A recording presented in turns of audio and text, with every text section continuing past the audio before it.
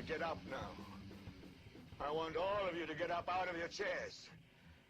I want you to get up right now and go to the window, open it, and stick your head out and yell, "I'm as mad as hell, and I'm not going to take this anymore!"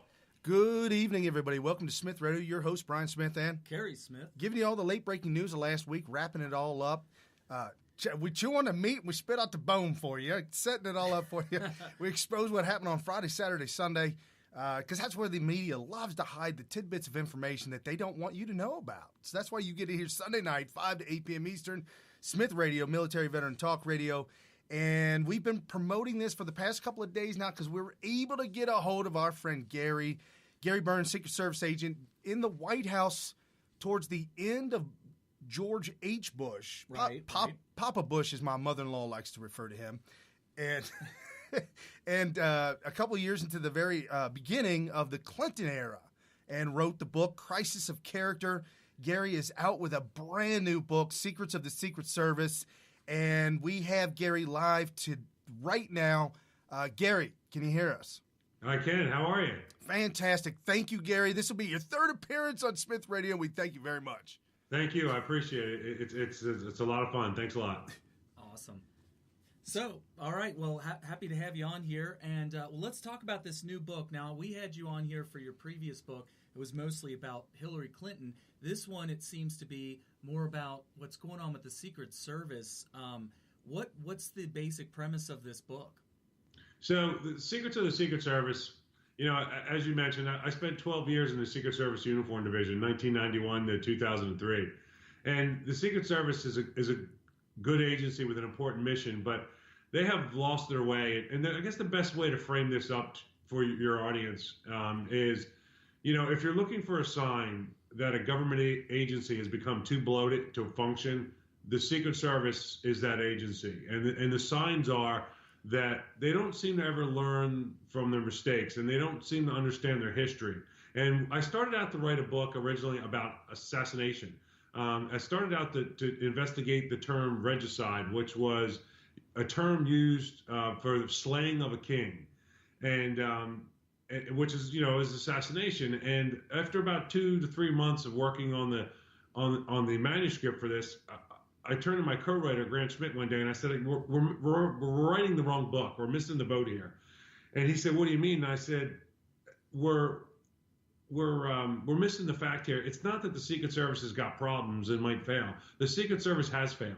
And what the Secret Service years ago started doing, somewhere between 25 and 40 years ago, is they started protecting the name, worried more about the Secret Service name than they do about their protectees. And my book lays out the history of the Secret Service, from my perspective, as opposed from an agent's perspective, as opposed from some PhD or just a writer's perspective. It's what I experienced along with the history and what the problems are as I see them and solutions to them. It's, Brian's the one that read the book. What are some of the things that let me just say your first book, Crisis of Character, and I'm really, really happy that I was kind of worried when I opened the book up. I saw it's chapter 2 had to do with the Clinton characters.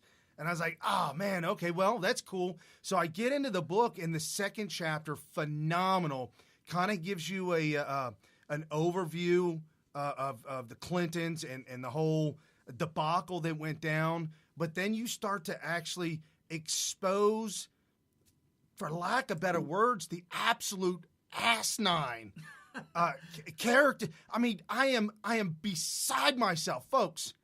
Bill Clinton got out the car in North Korea and started walking the bridge. What?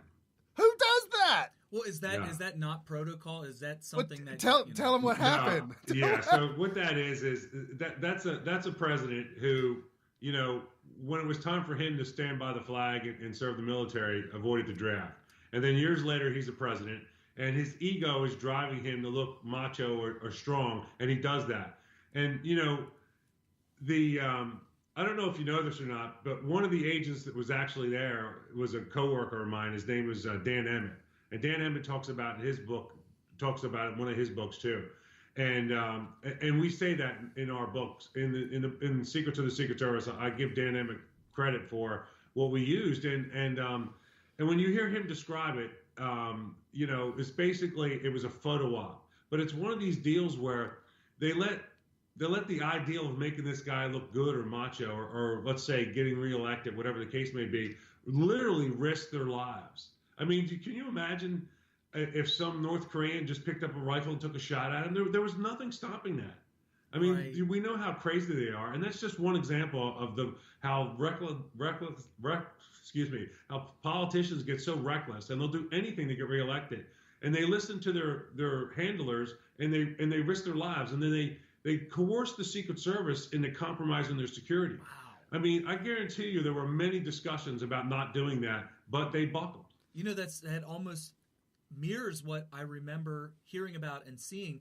There were rumors that Trump was going to get out of his limo during the parade on Inauguration Day, and we were all like, no way, no way. And sure enough, I saw scenes of him. Now, we were on the ground in the middle of the crowd, so we were nowhere near the parade at the time, but sure enough, I see scenes after the fact of him walking down the parade, and I'm...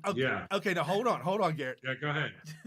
Before I read your book, when I was watching this live, I was like, oh, hell yeah. That's Billy Badass. That's Donald Trump. Right. You know, whatever. And I'm like, I bet the Secret Service is blowing up. They're losing their mind. Who cares? Donald Trump. I read your book. It's courageous thing. Yeah, I read your book. Yeah. What a moron. what a moron. You don't do it. It takes one crazy person, right? Okay. So let me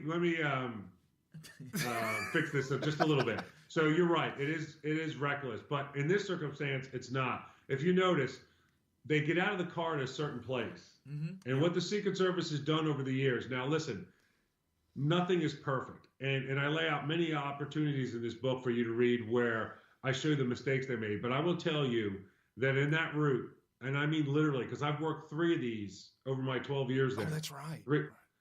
3 of them. Every sewer cap is welded closed. Okay. Every avenue of approach, every window. We have every counter sniper team that we have, plus some support from other agencies watching every single window. You can't open a window anywhere on that parade route. Every person has been screened. Every person you see on the sidelines, the perimeter for that goes back blocks. Right. And I mean like city blocks. And everybody is screened. They have canine dogs walking back and forth the whole time. And it's as safe as you could possibly make it, because this is where the Secret Service does kind of good. They do buckle to the political pressure to make these guys look, inaugural, macho. I'm one of the people, but they've done everything they possibly can. I mean, just short of, and they even have fixed this. I mean, you can't even fly if somebody headed within 8 miles of the center of where the White House is in an airplane. They would be knocked out of the air. I mean, they're watching everything. You can't fly a drone by it. So it's as secure as you can make it. But I get what you're saying. Yeah. After reading your book, I was like, oh, man, I need to take it back. But now that you say that, you're right. You actually do talk about that in the book. And, folks, let me tell you, this is like no other book I've ever read. I started reading the first page, and I literally could not put it down. Oh, I feel the same way about his last book. I think it's something that goes along with Gary Byrne books, right? Right. No, absolutely. It's a page turner. But it's the inside that you never knew, that you didn't know, and if you want to know about Jimmy Hoffa's money, it's in the book. Oh my God! I'm telling you, I was shocked. I mean, there's so much. I mean, maybe this stuff has been out, in the news, or maybe somebody's written about it before or something of that nature. But most of everything that you wrote in this book about presidents and the run-up to the presidents, I mean, from George Washington, Abraham Lincoln, McKinley, Hoover, FDR, I mean, the run-up all the way through the different presidents and the situations, and how we lost three presidents dead in 36 years. Yeah. That's awful. Yeah. So that's one of the things I wanted to point out. When I finished the book and we were talking about, the PR and talking about it, and my agents were very concerned that, it looks like I'm bashing the service. And I'm not bashing the men and women. I'm bashing the management and and I'm calling out bad procedures. And here's a good example. By the time John Kennedy was assassinated in an open car in 1963, 4 protectees of the Secret Service have been shot at in open cars. I mean, for God's sakes, what's our learning curve? I mean, how many do we have to put down before we say, hey, maybe we should put, a hard top on this thing? Or at least, and this goes back to Congress too. Congress is terrified of oversight of the Secret Service. And when they have tried, they got the Secret Service threatened to out one of the congressmen. I don't want to get off track here, but Congressman Chaffetz was doing a good job of oversight on the Secret Service. And the Secret Service was getting upset about the way he was calling them out on the hooker scandal in Cartagena and the fence jumpers. And one of the things they did was they discovered that 10 or 12 years before, Congressman Chaffetz had applied to the Secret Service as an agent, and he didn't make it through the process, which is very common. Very few people do.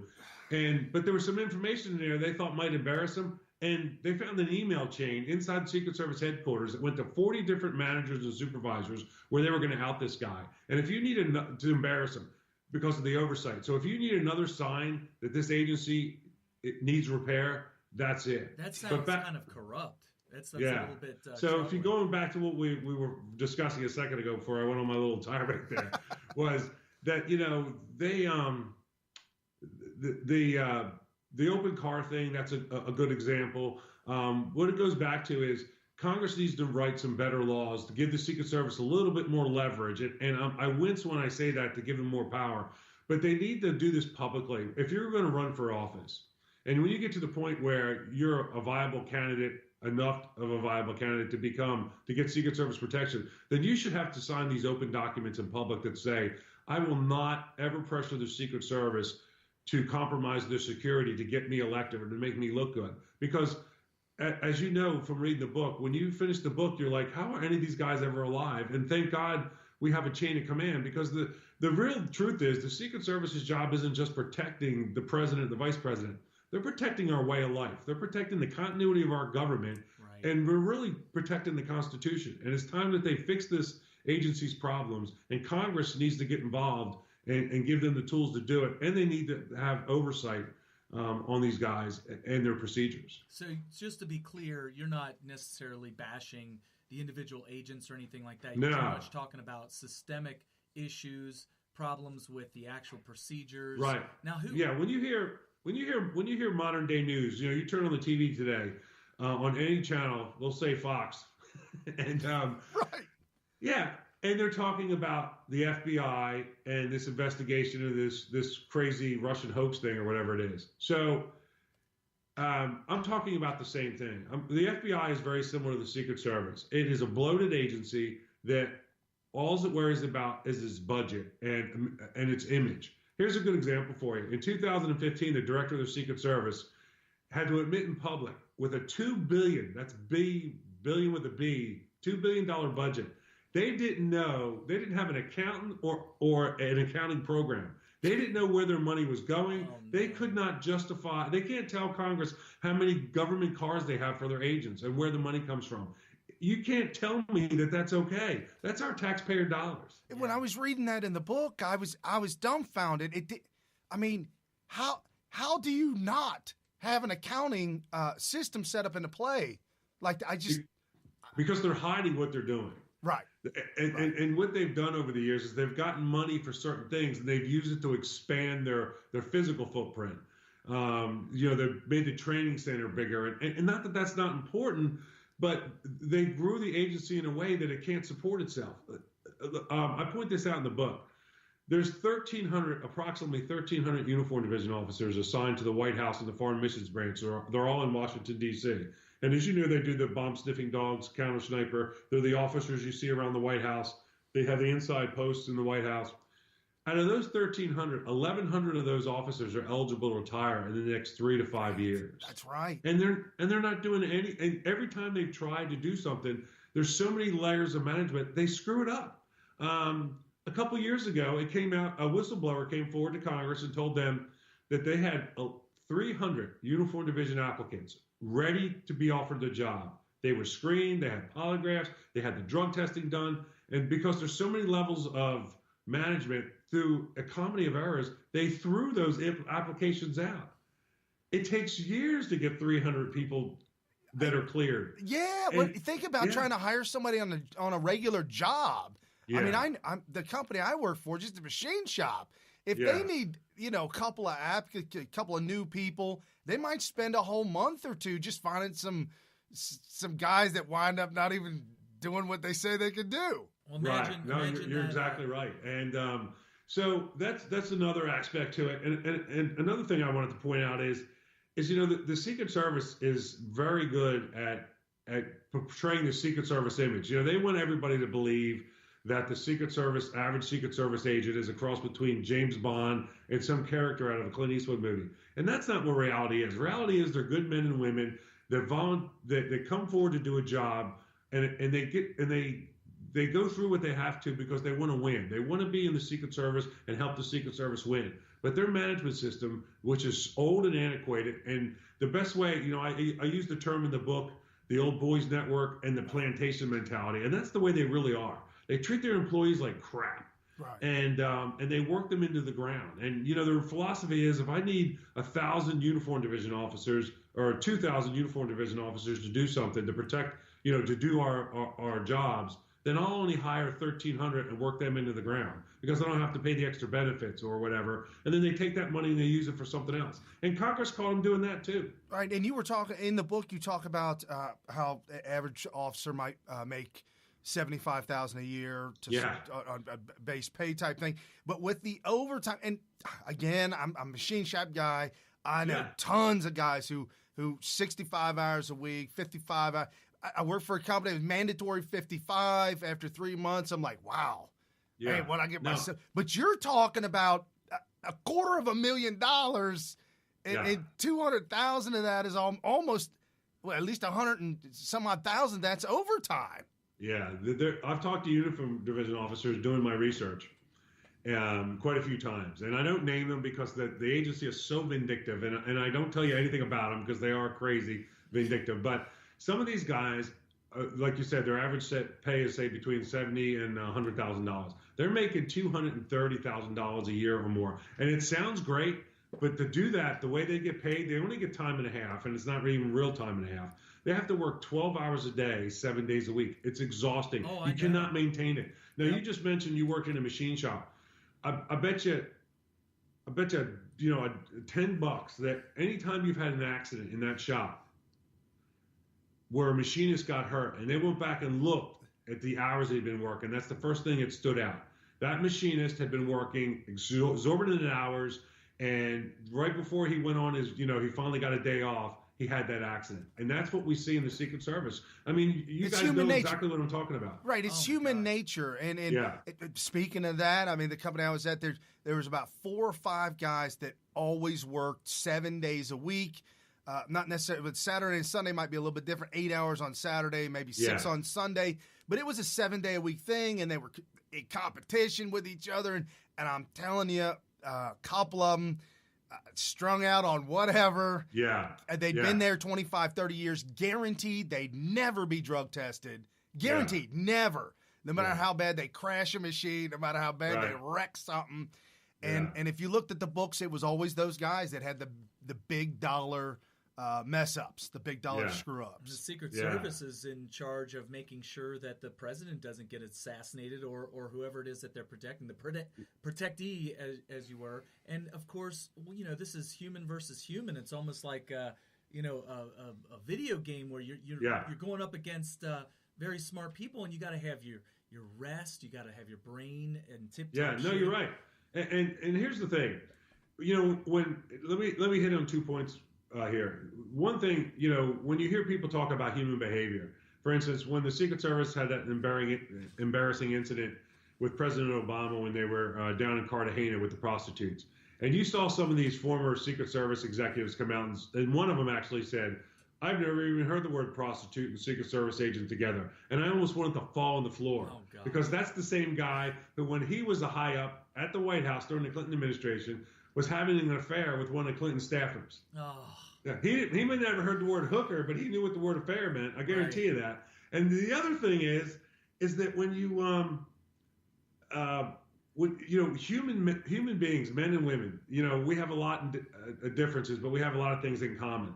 And if you're working 7 days a week, 12 hours a day, and I don't mean for short periods of time, I mean for 3 to 5 years, to the point where, and that's for the agents, for the uniform division guys, they're always at the White House, so it goes on forever. You need human contact. If you're at work all the time and you're away from your wife and your family and your kids, or even if you're single and you don't have the opportunity to go out and date, you're going to find that contact, human contact you need with the opposite attraction somewhere. And that's what leads to these affairs and these problems. And I'm not condoning what these guys did, But you're upping the percentage chance of it happening. You are, and they never want to look at that. And another thing, real quick, about the Cartagena thing is the day before the story broke, there was a female on that trip, a woman down there. She was a GS-13. She called back to Washington, D.C., to headquarters, and she got a hold of an executive that she thought she could trust, and she told them what was going on. And he almost laughed at her. He's like, oh, boys will be boys. It's no big deal. Don't worry about it. Well, then the story broke the next day. And then they call her back, and they're like, well, you didn't, and it's not like they're trying to blame her when they had to send 12 of these guys back. They knew what was going on. It's been going on for, forever. And the other point I wanted to point out to you, the other thing about behavior, when people talk about the assassination of President Kennedy, everybody, I laugh when you see people go, oh, the poor Secret Service. I'm like, not the poor Secret Service. It's the poor Kennedy family and the poor president. The Secret Service, let's set aside all the conspiracy stuff. What they did is they left a window, literally left a window open big enough, a hole big enough for a guy to stick a rifle through, setting aside any other pretenses or conspiracy theories. And one of the things we do know, and we know this pretty well now because of the other people have written books that were there, agents. Later on, you could tell that the guilt was getting to them, and they kind of spilled the beans, so to speak. The night before Kennedy was assassinated, at least 13 of those agents were out the night before between 3 and 5 o'clock in the morning. Oh. Some of them weren't just hungover. You could stretch it and say they're probably close to being intoxicated. And if you don't believe me, if people, you hear people, when I've said this before, they roll their eyes at me, watch the Zapruder film. Mm-hmm. Yeah. And watch what happens when the first shot rings out. There's one guy moves. His name is Clint Hill. Clint Hill was Mrs. Kennedy's agent. He runs from the running board on one car, the car behind the president's, to the president's car under fire. Nobody else moved except for, you couldn't see this on camera, but 2 cars back is President Johnson's limo. And President Johnson's lead agent, a guy named Rufus Youngblood. As soon as he hears the first shot, Rufus Youngblood leaps up in the front seat. Their car was open too. Turns around, dives over the roll bar, jumps on top of the vice president and Mrs. Johnson, pushes them down on the ground and covers them with his body. Everybody else is staring there, looking around and stunned. Right. As the shots go off. And you don't think that was just lack of training? You think it was... Well, I do think it was lack of training also. Okay. Absolutely. And I know that is absolutely a part of it, because after the incident, that's one of the things that they focused on. Their training went leaps and bounds. But you can't separate, listen, almost everybody that's hearing this has had a hangover. You don't respond as well. Oh, I know. Well, when you stay out till 5 a.m., oh, yeah. I mean, you're exhausted. I mean, college, all right. Yes, at this age, no. No. And they tried to, and the Secret Service went out of its way to hide the truth. But years later, guys wrote books. I did my research. I wouldn't say anything like that. But the truth is, watch the video. And of course, you can't see what Rufus Youngblood does, but he talks about it in his book, and actually a couple other people talking about it in their books. And this guy was heroic. That's amazing that I've seen a lot of documentaries on the JFK assassination, and nobody's ever really mentioned that as the condition of the Secret Service agents at the time. And there was a young agent on the detail. He was the first African American to be assigned to the detail. It was temporary. During President Kennedy's running for the office, he ran across this guy who was standing post somewhere. He was a black agent. Of course, a black agent in the Secret Service back then stood out like, an Eskimo in hell. It was an unusual sight. So he went over to talk to this guy, and he liked him. So anyway, he requested later on that he, and it's not, for the Secret Service, I'm going to kind of defend him here. There weren't a lot of blacks in the Secret Service at the time, but, you got to look at the time frame. It's the 60s. Right. And he wasn't on the detail because he was black. He wasn't on the detail because he was a young guy. And they groomed them along with, for experience and stuff. But anyway, they gave him a 30-day rotation. And he was there that morning. And he came out and wanted to tell the truth. And the service did everything they could to squash him. Even Congress ignored him because they didn't want the truth to come out and embarrass the agency. But these guys were out the night before. And I don't, you can talk as much macho crap as you want. But, I've been there. I've been hungover. You don't perform. And when you look at their behavior and you look at the one guy who, at the instant he hears the first shot and he sees the president's under distress, takes off. Clint Hill, the car, that's another thing, too. We talked about training. One of the things that the other mistake that was made when Kennedy was being shot at was the driver was not the normal driver. The normal driver had died of a heart attack a couple of weeks before at Camp David.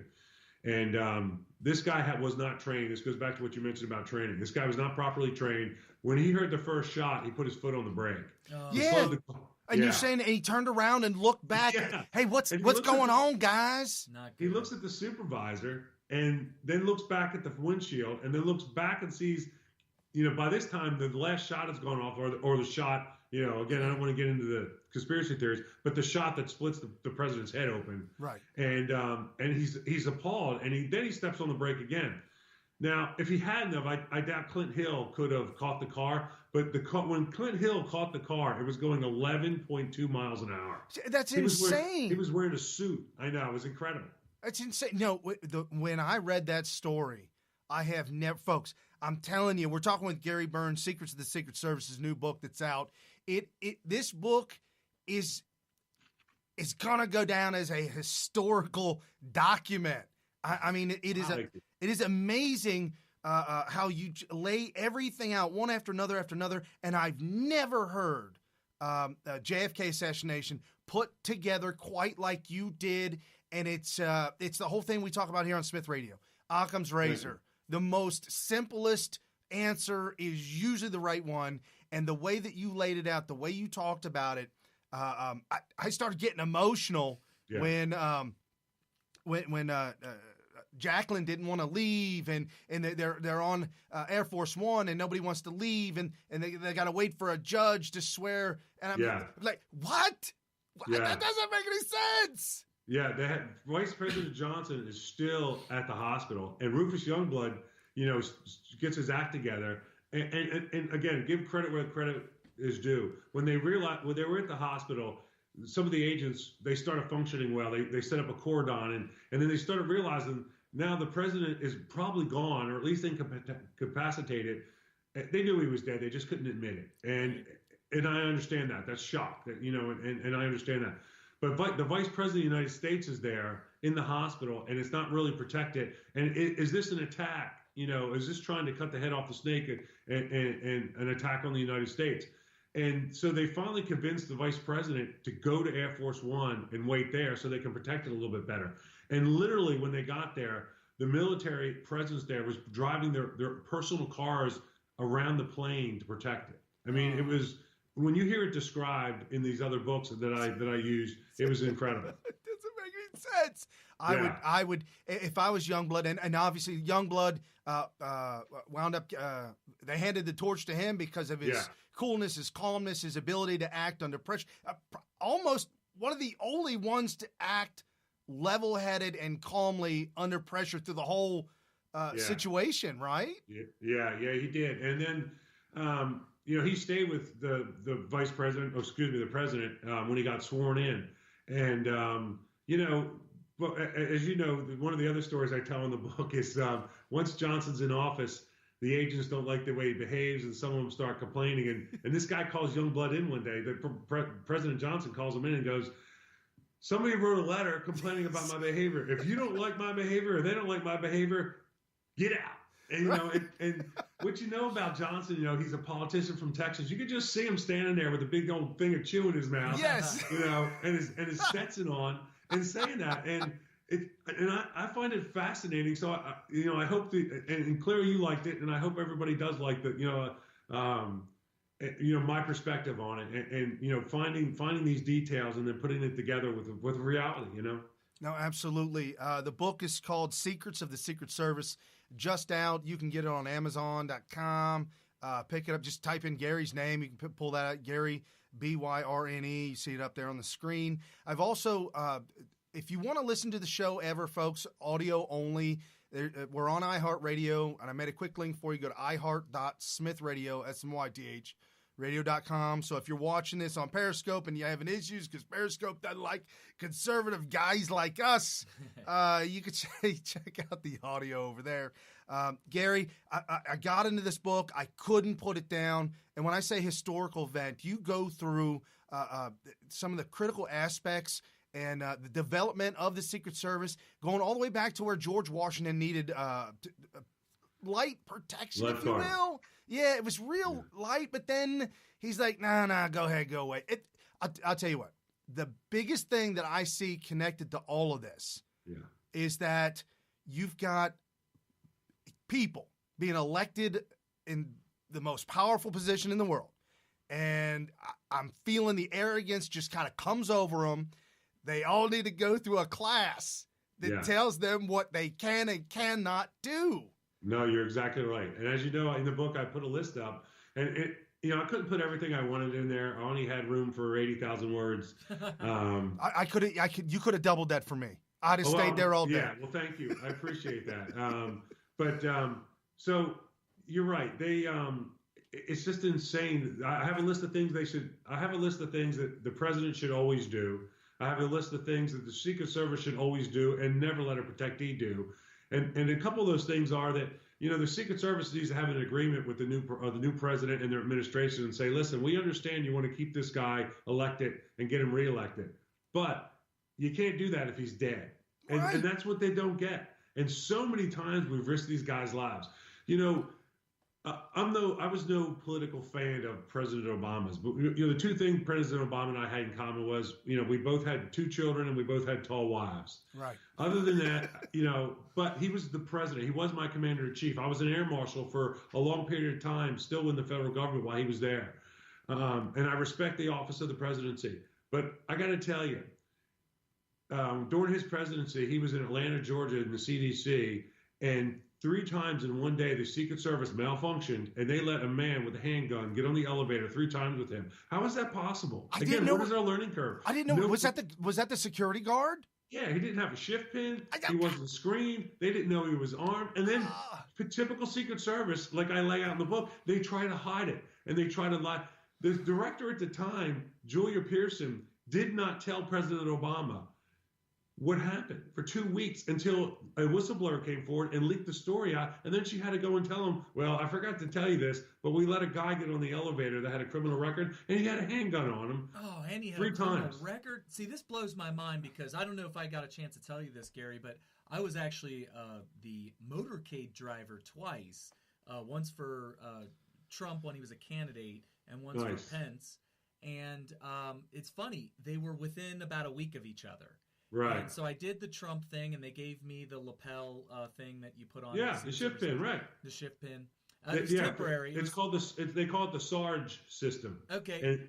And the acronym SARG means something for each pin. Okay. You might have had an S or an E or an A. I think it was an S, and it was also color coordinated. Which one do I want? Do I want the E? I think it changes. Whatever they'll give you. So this thing's like this cheap aluminum thing with color and all this stuff. So I show up to the second motorcade, and I have the same one on. And they're looking at me, and they're just like, what's your deal? Oh, you kept it from the last one. I mean, they kept it. No, they don't take it. They didn't take it back from me. Okay. They didn't change it, right? Yeah. So I show up, and they're looking at me like, yeah, what are you doing here? And I'm like, oh, I'm with the motorcade. And they're like, well, what are you doing with that pin? So they knew right away. It's good that they caught that. Yeah. Oh, yeah, they weren't going to let me go anywhere. In fact. And that's what they're supposed to do. Yeah. But here's the thing. The first questions you have to ask about that incident I just described was, who did the advance? How fatigued was he? Right. How many hours had he been working? What was his experience level? The agents that day, how many shifts had they worked? How many hours had they worked in the last 2 weeks? You just can't keep saying they're supermen and women and expecting them to to act like some character in a movie when it's real life, and they do this day in and day out, and it is grueling. And during Obama's reign, I mean, obviously, and we said here on the show, the absolute last thing we ever wanted was any kind of violence or anything. God forbid something happened to Obama. He's our president, right? That is not. And we certainly had many hours of disagreements with him, but the thing is that it bothered me that they had fence jumpers. It bothered me that there were so many near close encounters. It really bothered me that international news reporting Secret Service agents, hookers, and prostitutes and didn't want to pay him in Colombia and got the local police involved. Come on, what we doing, Obama? And it almost felt like while reading the book, I could see that the Secret Service at times would bend to the different president versus.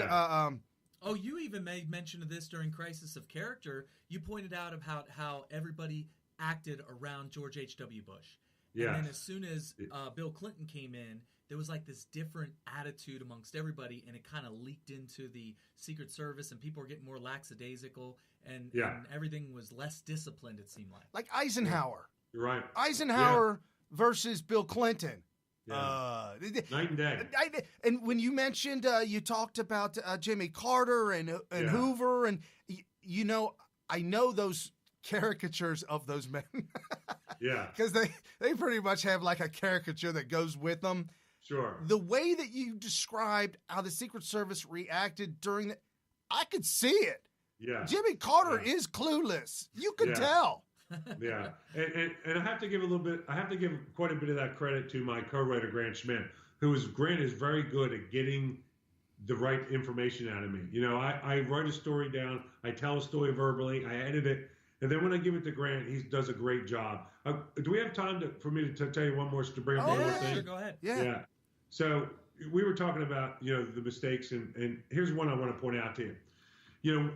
As you saw when I get to the end of the book, I tell you that one of the things I think they need to do is split up the Secret Service. They need to get rid of the name Secret Service, turn it into the Federal, Executive Protection Service, call it that, call it the Federal Bureau of Protection, whatever you want. But get rid of that name, retire it, because they're hiding behind the word secret, and there's no legal justification for it. Another thing I should say is the Secret Service, years ago when Congress would say, listen, we want to split off the counterfeit and put the counterfeit business back into the Treasury Department, they would say, go ahead. Oh, I was going to say, most people don't know about that in the book. We didn't bring it. Folks, the Secret Service has all these branches of different things they do. Well, weren't they They were originally designed to fight counterfeit during the Civil War. That's why Lincoln invented them, because we were being crushed by the counterfeiting. So you fast forward to today, they do counterfeiting, they do protection, they do all these other jobs, credit card investigation, telephone fraud, cyberspace, welfare of children. And these are all good things, and they are important. But these guys' focus should be protection. And the only investigation they should be doing is in threats against the president. And I say, throw that stuff off. And one of the things they also need to do, as I mentioned before, is change the name. Retire the name Secret Service. But one of the arguments they always make is that being investigators in counterfeit and these other things make them better at their job. Well, here's where I shoot holes in their theory. During President Obama's administration, again, one night, officers are standing around the White House and they hear shots. They hear bullets coming at the White House. The officers in front near the mansion, and I mean they're standing right at the base of the mansion, hear bullets impacting. They hear gunfire. The officers down on Constitution Avenue smell cordite. They smell gunpowder. They go over the radio and they say shots fired. They give out a description. Officers that are witnessing what's happening are taking cover. They're pulling out their pistols. One of the officers at the White House literally thought they were already coming over the fence and was loading the shotgun. She was taking out the double-aught buck and reloading in the rifled slug so she could get that 100-yard shot to keep them from getting to the mansion. And then you know what the next thing the control center said was? Stand down. It was a car backfiring. Oh, come on. Oh, that's so bad. Come on, this is true. And then they hid it. And the truth didn't come out for 4 years. Now, let me finish the story. So the guy takes off down the road. No, I'm sorry. As he's doing it, I tell the story in the book. As he's doing it, behind him is a taxi cab. The passenger starts tweeting what's going on. Hey, there's a guy shooting at the White House. What? So, and he sends the tweet to the Secret Service tweet, at Secret Service. Yeah, handle. Right. Yeah. And the officers reported what they saw. The guy goes down the road a little bit, wrecks the car, gets out, leaves the rifle in the car. The Secret Service, the Park Police find the car. Metropolitan finds the car. They see the guy walking away, this strange guy. They don't go after him. So, and I don't want to take up your time and tell the whole story. No. Go ahead. The point is that every step they messed up this investigation. And because they got their game thrown off. The Secret Service, the taxpayer, spent millions of dollars training these guys and men and women to react just like they did. Gunfire, they moved towards it. They drew their weapons out. They were loading their long guns. They were ready to go.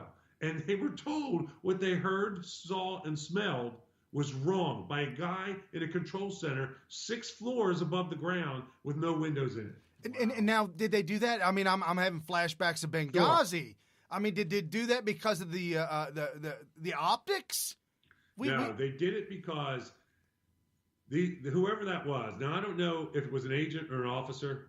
It could have been a sergeant, but it was more likely an agent in the control center because both officers and agents are in the joint. They call it the JOC, the Joint Operations Center. And but whoever made that call was one arrogant person, and I'm sorry. They shouldn't be allowed to wash the cars. They should have been gone. Do you know if they were fired? Because they completely compromised the system. Right. And the system needs fixing, but they completely compromised what worked, was the men and women that were trained to respond to that. And so 4 years goes by when finally the story gets leaked out. So 4 days after the incident, and they're slowly finding out that they've screwed up and they're trying to hide it. They're trying to hide different parts of it. President Obama and Mrs. Obama were away when it happened, but the daughters were there living with the grandmother. Yeah. So they're about to come back. So the house cleaning people go outside on the Truman balcony and start cleaning up, the leaves and stuff, and they find bullet holes in the glass and in the wall. They find pock marks and broken glass. I want to ask you. The guy hit the mansion with the rifle. So what they said they saw, heard, and smelled was absolutely right. It's proven, right? And so you can't make this argument with these great investigators. You know what? It's the Keystone. That night was Keystone Cop. Well, I was going to ask you real quick. I understand them keeping it secret from the public because if everything worked out, they protected the protectee, and everybody's okay. I would actually prefer that the public doesn't necessarily find out about, especially if they catch the guy. No, I agree. But here's the thing: it didn't work out. Let's assume it did. Did they keep it secret from the president and from the upper management of Secret Service? And the upper management knew it happened, but they play this little game. Like I watched every hour of videotape on C-SPAN and YouTube that's available on directors over the last 25 years. And some of them I worked for, I knew some of these guys very, very well, and women. It was one woman. And listen, they're very good at knowing stuff that they don't officially know. Right. You know what I mean? I did not. You listen to what they say in testimony. I was not officially notified, which means I didn't get an email with a Secret Service stamp on it.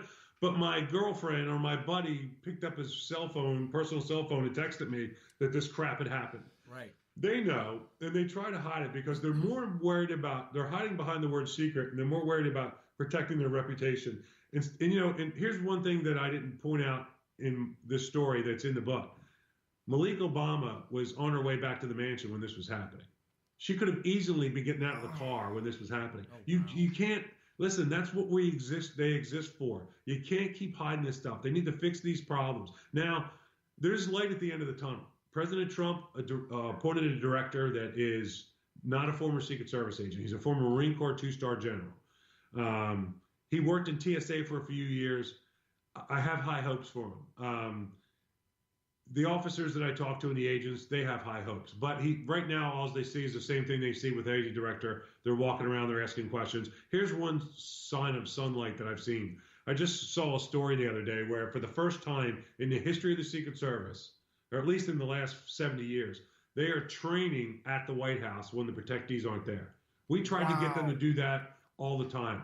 Have all the actors, the agents, the officers, the K-9, have everybody there and do a tabletop scenario and then do a walkthrough and then do it half speed so everybody knows what everybody else is doing.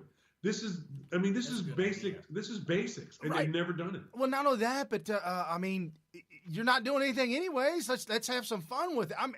It would be entertaining you still have to me. Protect the complex, but I get what you're saying. Right. I know you talked about how in the book that the average concealed carried weapon licensed person in D.C. gets more range training to keep their concealed carried weapon permit than Secret Service do.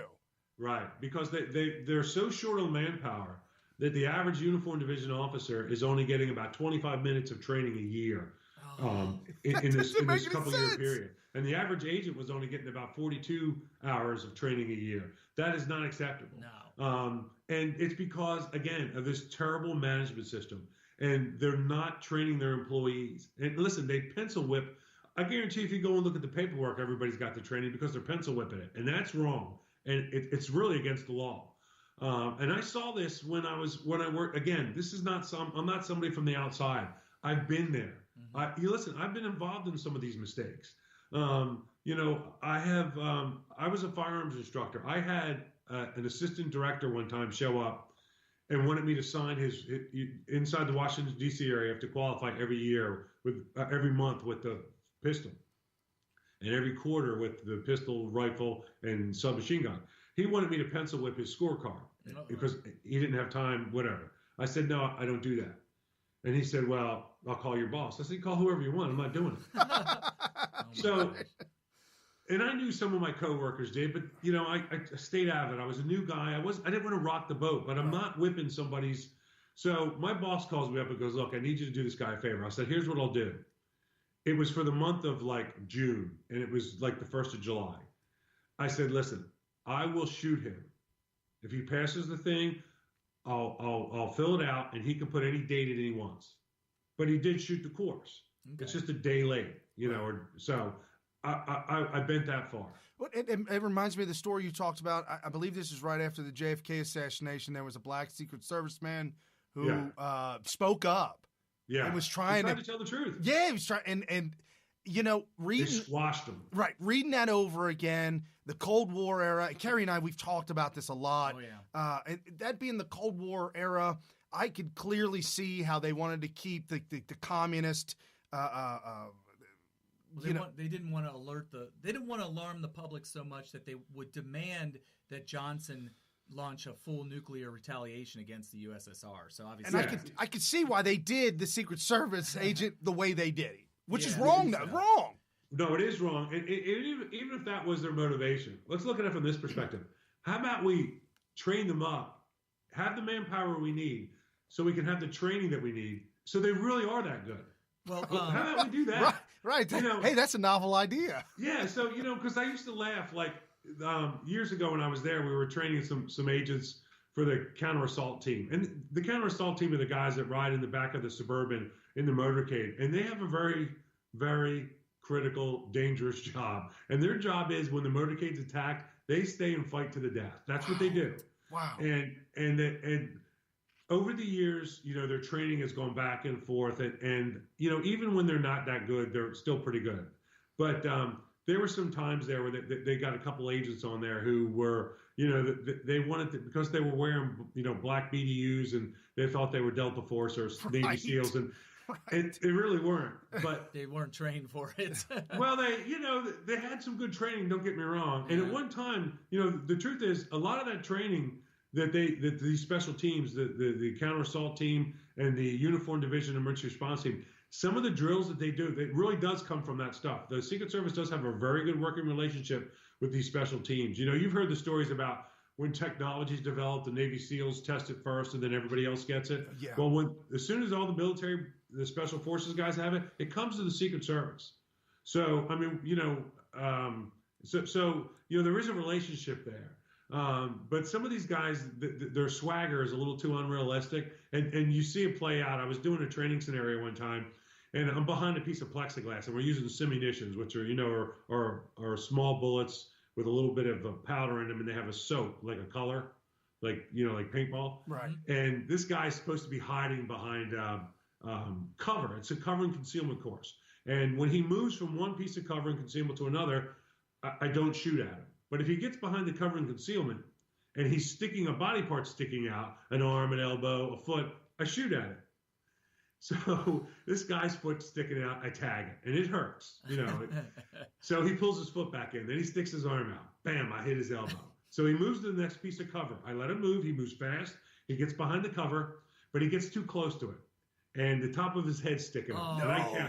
And I count like 1001, 1002. And he does have a, you know, he's got protection on. And I get to like 1005. And I look over at the sergeant who's running the course and this guy's supervisor. And they're like, they're doing this. Like, you know. Gotta do it. So I tag him. Yeah, so I tag him. Oh, and he stands up and he puts the gun down and he goes, "That's it, I'm out." I'm like, no, you know, there's no timeout. This is real life. This is, you know, right this there. is training for real life. Wow. So that's just a one-time thing. Wow. And but anyway. So I got one last question that I know Sure. Brian would be really upset if I didn't bring this up.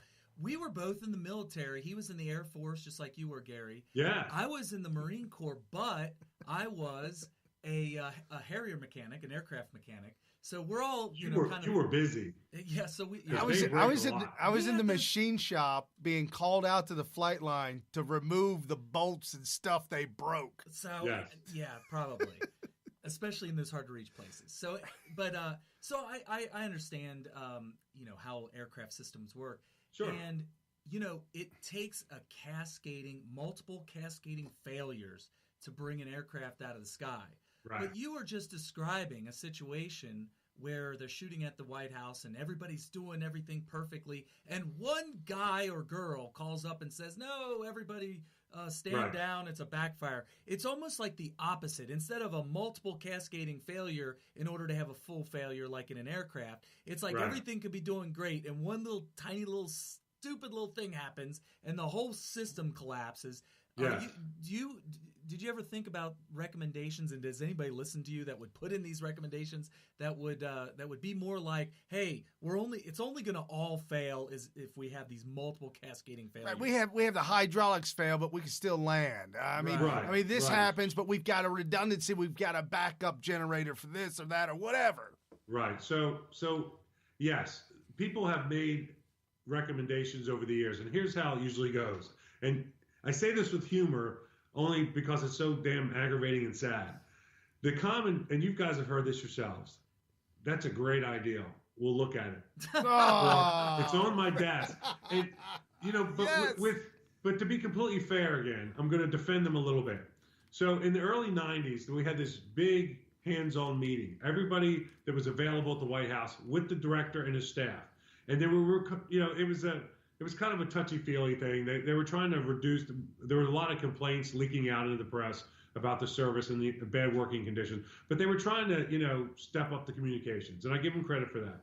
So the conversation went from, you know, the bitches and complaints to security, and somebody said, you know, back during the Second World War, they put 50 caliber machine guns on the roof because they thought Zeros were coming. You know, right. Wow. Right. So what do we do for that today? And you know, are we looking at systems? And they said, listen, we can't go into details, but yes, we have looked at those systems. But here's our problem. These are military systems that if they fail out on the battlefield, that's bad, but it's not like failing in Washington, D.C. And their fear was at the time that if we used a missile system or some kind of, you know, like the phalanx or something like that, that it would lock on, instead of locking onto the plane that we thought was attacking us, it would lock onto a plane full of blind grandmothers, and then the plane would fall on top of a bus of deaf children. Right. But I get where they were coming from, and they were right. But I will tell you this, that the day after 9/11, and I can't go into details, but the day after 9/11, that was not their thought process. So, wow. No, and if you it's guys, unfortunate. It's unfortunate it took all that. If you guys walked around Washington D.C. Along the Potomac River and over by the Naval Observatory, you would understand what I'm describing to you. But so it's a double-edged razor. you don't want to overreact, but by the time my co-writer kind of picked this up, and I thought he was off base a little bit, but he's like, the Secret Service should have already been protecting Robert Kennedy, right? When he got killed by Sirhan. And my take on it was a little bit different. So my thing is that President John Kennedy was assassinated by Oswald, with a man with a rifle. His brother gets killed by a guy with a handgun. The difference is a year later. Yeah, the difference is that we spent millions of dollars on protecting John Kennedy, the president, and it didn't cost us a dime to get the brother killed. We weren't protecting him, but Grant's take on it was that it was obvious that we should have been protecting candidates then, and he's right. Why do we have to wait till there's disaster to play catch up? And the other candidate that was nobody running against Nixon. Was it? Yeah. So give me a minute. It's spinning up in my head. But he was giving he was giving a talk right in front of a group. He's in Maryland. He's in Laurel, Maryland, and again, his detail was put together ad hoc, very quick. They told him they couldn't screen the crowd. But he had a priest, a gold medalist winner, and a former. Oh, that was President. That was Robert Kennedy. Oh no way! Oh, Robert Kennedy's protection was Rosie Greer, the football player, a priest, and they were friends of his. And they wanted to do the right thing, but they had no skills. They weren't armed, and they let this crazy Arab walk up behind him and shoot this guy in the back, 3 or 4 or 5 times, whatever it was. So, but the other assassination you were talking about was in Maryland, and George Wallace was running for office, and he was a pretty devout separatist. I want to use the term racist loosely, but that was his thing. Okay. And he had some traction, I'm embarrassed to say, in the 70s, but when you look back at some of the stuff, it's comical. But anyway, the service puts a detail on them. They're in Maryland, and the only real piece of good security they have is they had a buffer zone between him and the crowd, and the podium he was standing behind was bullet resistant. Okay. And so anyway, and I use the term bullet resistant because, as you guys know, nothing is bulletproof for long. It's bullet resistant for a short period of time. Everything breaks down. But anyway, so everything is going fine. He gives a speech as Wallace comes down the steps.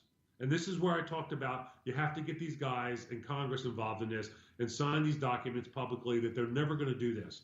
And he breaks he closes the barrier. There's about a 25-foot clearance, and he goes to the rope line that's unscreened and starts shaking hands because everybody loves him, right? They're all cheering for him. Mm-hmm. And 2 people back, there's this guy. He pulls the pistol out, and as he goes, pushes it out, and an old lady sees it and tries to push it down. He gets a couple shots off and hits him right in the stomach.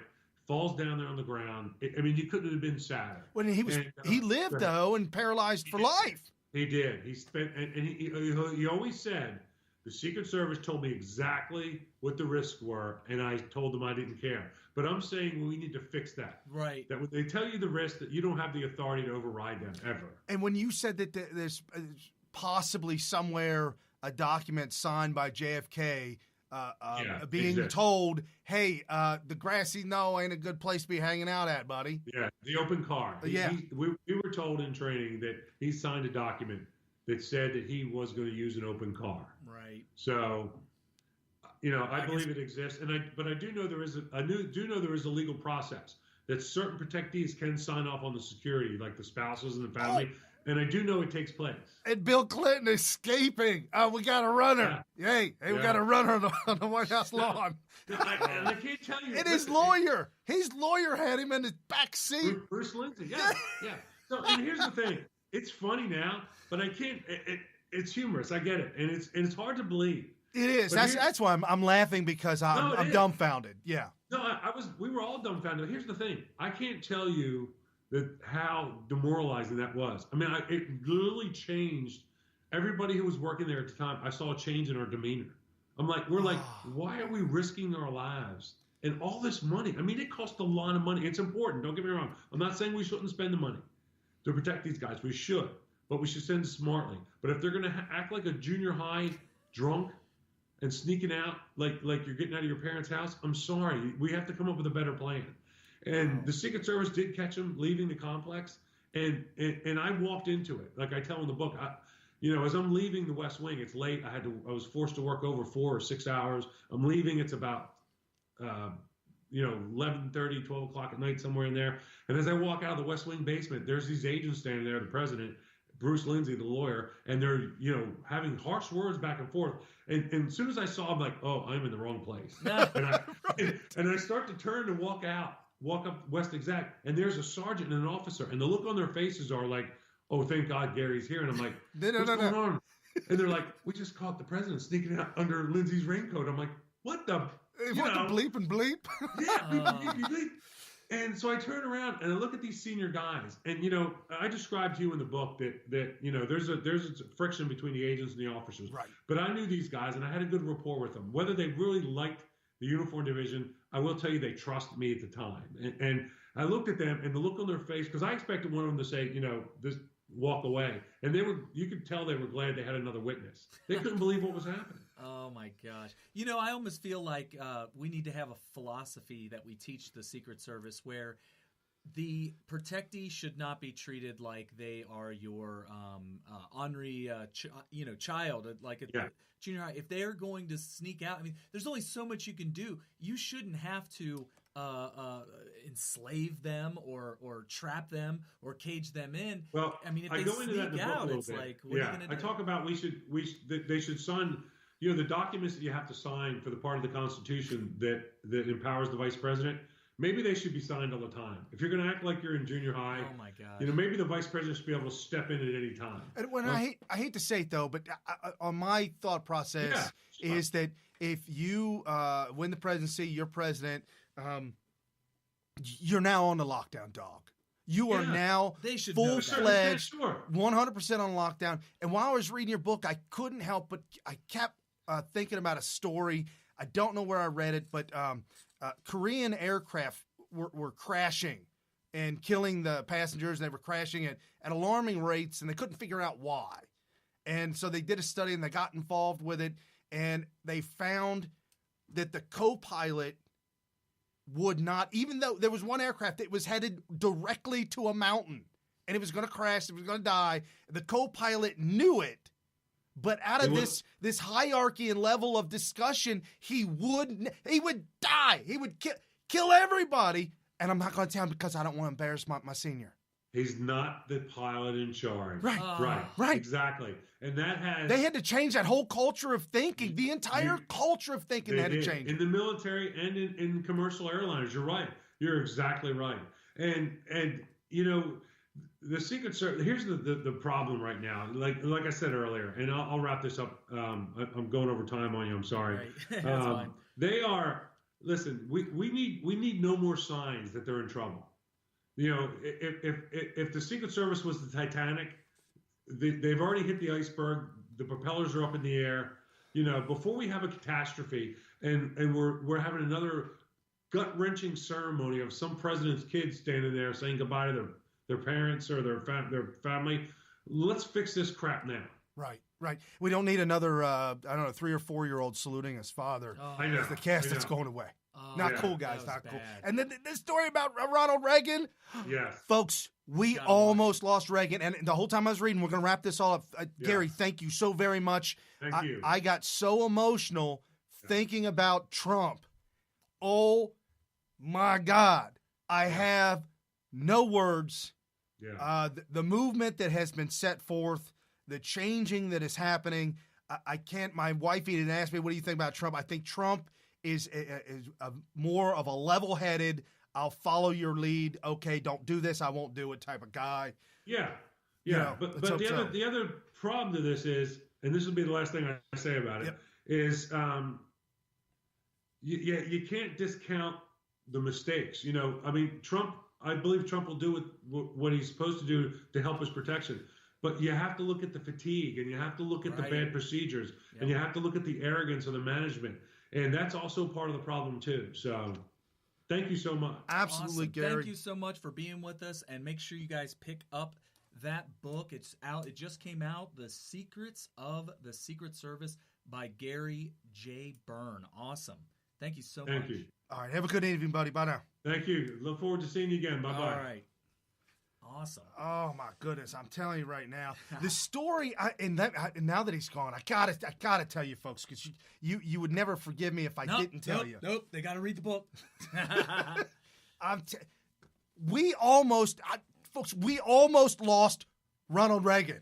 Yeah, it was by one single decision.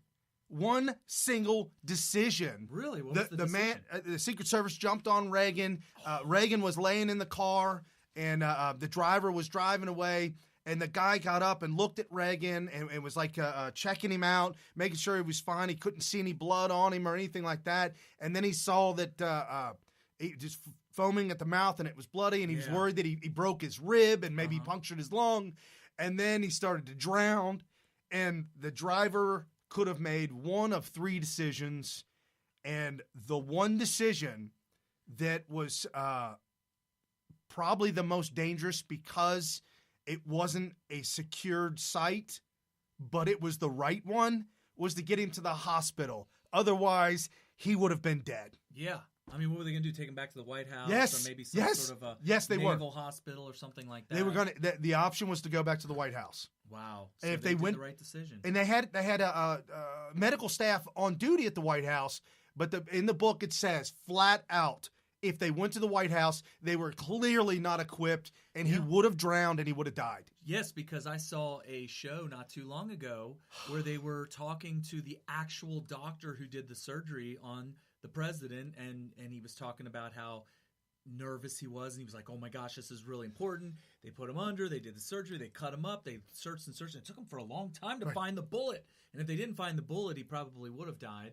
And so and it was in his lung. Yeah. He had this collapsing lung and everything like that. So yes, seconds mattered, and so the driver of the vehicle was a Secret Service agent. Right. And made that decision to get him to the hospital and saved Ronald Reagan. And that was like, what, in the first or second year of his presidency? Right. Months into it. 81, 82. Like he was newly elected. Absolutely. Yeah. It was really early because shortly after he was elected, they were worried about his approval ratings. And then the whole country rallied around him in support after being shot. And I remember they reported that he had like a 91% approval rating, which of course was typical if you're, when a tragedy like that happens, that happens. So seriously, folks, you've got to go out and get the book. Yep. It will, I'm telling you, it's going to go down in history as a historical document. He goes from very beginning, from George Washington all the way up till today, naming the presidents, the details with the names of the Secret Service members. I'm so glad you read it. I'm so glad. Each one of the Secret Service members, he details exactly where they were positioned, how it was set up, how it went down, and he even got into I'm telling you. I'm taking this one home. That's all I'm going to say. It blew my mind. I'm telling you. Jimmy Hoffa. He's in the book. Jimmy Hoffa's in the book. I can't believe it. Nobody knows what happened to Jimmy. Are you saying Barry Byrne? He knows what happened with the money. Hold on, I need to find out where Jimmy Hoffa is. He knows where the money came from, where the money was at. And then gets into Nixon, the whole Watergate scandal, gets into the bugging of the White House, gets into the whole Clinton thing and actually having to testify. I mean, it's just it is a very well written. You'll get sucked into it, and it's amazing. All right. It. So what happened this week? Anything? Nothing. Nothing happened? No. Damn it. No. Well, I guess I'll see you guys next week. All right. All right. Oh man, there's so much to talk about. We got the Bannon debacle. I figured this is probably a good episode if we have time to touch on a little bit of the cryptocurrency news, because after almost a month of it kind of lulling, it's starting to take off, and people don't like to hear about cryptocurrency when it's just not doing very well. I just got a message. I got a message from Crypto Nick. Bitcoin going to 170,000. Wow. See, he's getting a little wishy-washy because a couple weeks ago he said probably 20,000 this year. That's very conservative. Oh, considering it went from 1,000 to 20,000 last year. You mean get back to 20,000? No. Oh, I'm sorry, not 20,000. 40. 40. Yeah, 40, he said 40. Yeah. He says he's going to double to 40, and I'm like, okay, that seems a little conservative. But anyway, So we might get into that. I also want to talk about the great things that have happened in the past couple of months. I want to go back over that again and again because Donald Trump's mental state of mind is well, and that's all part of the Bannon story line. Because it goes over the Fire and Fury, that Michael Wolff book, that the very, very solid nonfiction. It's just solid. Oh, it's solid. So well documented. So solid. So well sourced and cited. The citations in that thing are amazing. Speaking of citations, it's like chiseled in stone. Gary Byrne's in the back of the book, pages and pages and pages of citations. Oh, I love yes, that. So this yes. thing's really well documented, huh? Yes. Maybe not quite like Mark Dice's new book. I think he said he had 800 footnotes. Man, wow. I'll tell you what, Mark Levin's books are ridiculously footnoted. It's like half the book. So anyway, you want to start with what? I mean, we can definitely dive in. I want to get into Steve Bannon debacle because there's many folds as the mainstream media currently right now today absolutely implodes Jake Tapper, Tapeworm Taper. I've got no love lost for that one. I am blocked on Twitter. For those of you, okay, so Jake Fake Tapper is he's in the news because earlier today, I don't think it was last night. It was today. He was trending. His name, Jake Tapper, was trending. It's Fake Tapper. Fake Tapper. Yeah, Fake Tapper. So he got into a scuffle on his show, which it seems like now I think he trolls the guests in order to get the back and forth going. I think he trolls his guests. Right. But this time it was Stephen Miller, who is a top aide at the White House, and he's somebody that knew Bannon really well, and so he brought him on to ask him these questions. And I think he snuck him in by asking him to mention things about policies with Trump, but then you know how Tapper does it, Taper, Faker, whatever his name is. The people... No. Whoa. You got it already? Well, here's the thing. It was a 12-minute interview. I was going to tell you how to cut that up.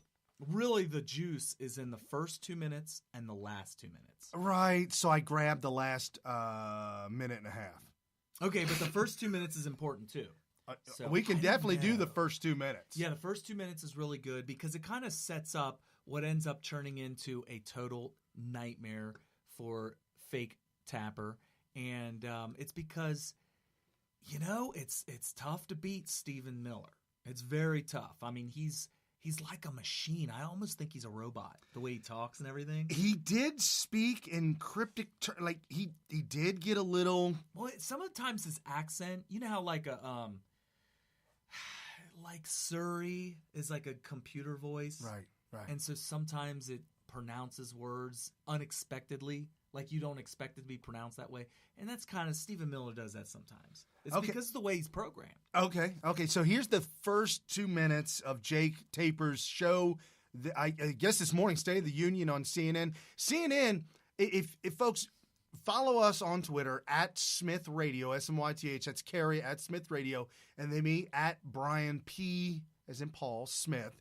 And this week I made the comment, I found out through the cable company that CNN is giving away, it's the only news channel given away to everyone who subscribes to live internet or internet cable, whatever you get. It's free. If you want Fox, MSNBC, ABC, NBC, anybody else. Well, this is why you got to cut the cable. You got to pay. That pretty much means that if you pay for cable, part of your cable bill automatically, without whether you want it to or not, goes to CNN. Right, and CNN is willing to take the lowest amount of money from the cable company. They'll take anything. Right. Just give us something, people. Right. Give us something. So we got the Tapers that take the Jakes and the CNNs, and here's the Jake. Joining us now is the White House Senior Policy Advisor, Stephen Miller. Stephen, thanks so much for joining us, and Happy New Year. Thanks. Good to see you. Good to be here. So President Trump and the White House have been calling the Russia investigation a witch hunt and a nothing burger. But Whoa. I just want to clarify that. The only person, it's weird he said that, the only person that called this a nothing burger was you guys, the undercover Don Lemon. Was it Don Lemon? Don Lemon's on. No. No? The one who called Trump winning a white lash. Oh, that was Van Jones. Van Jones called it a nothing burger. Sorry there, Jake Taper. Obviously, in this new Michael Wolff book, Fire and Fury, Bannon offered a different take on the Trump Tower meeting between Donald Trump Jr., Jared Kushner, Paul Manafort, and these other officials, including a Russian lawyer. He called it treasonous and unpatriotic, and he said that, quote, the chance that Don Jr. did not walk these Jamos up to his father's office on the 26th floor is zero. I just want to let you folks know. Can someone look up Jumos? Got it. Got it. Somebody got to hit the old Googles. Okay. No, do not Google it because it won't come up. Really? You have to go to the Urban Dictionary. Okay. All right. Jumos. Okay. Jumos is Chinese for troll. This is the Urban Dictionary, which is, it can be goofy, like in the sense it could be the kids that are doing these. Is it 4chan? Might be 4chan. Okay. So Jumo could mean a couple of different things. Could be Chinese for troll, Jewish for mofo. What? But mofo meaning spelled at mother. You spelled the whole word out. I'm using Google.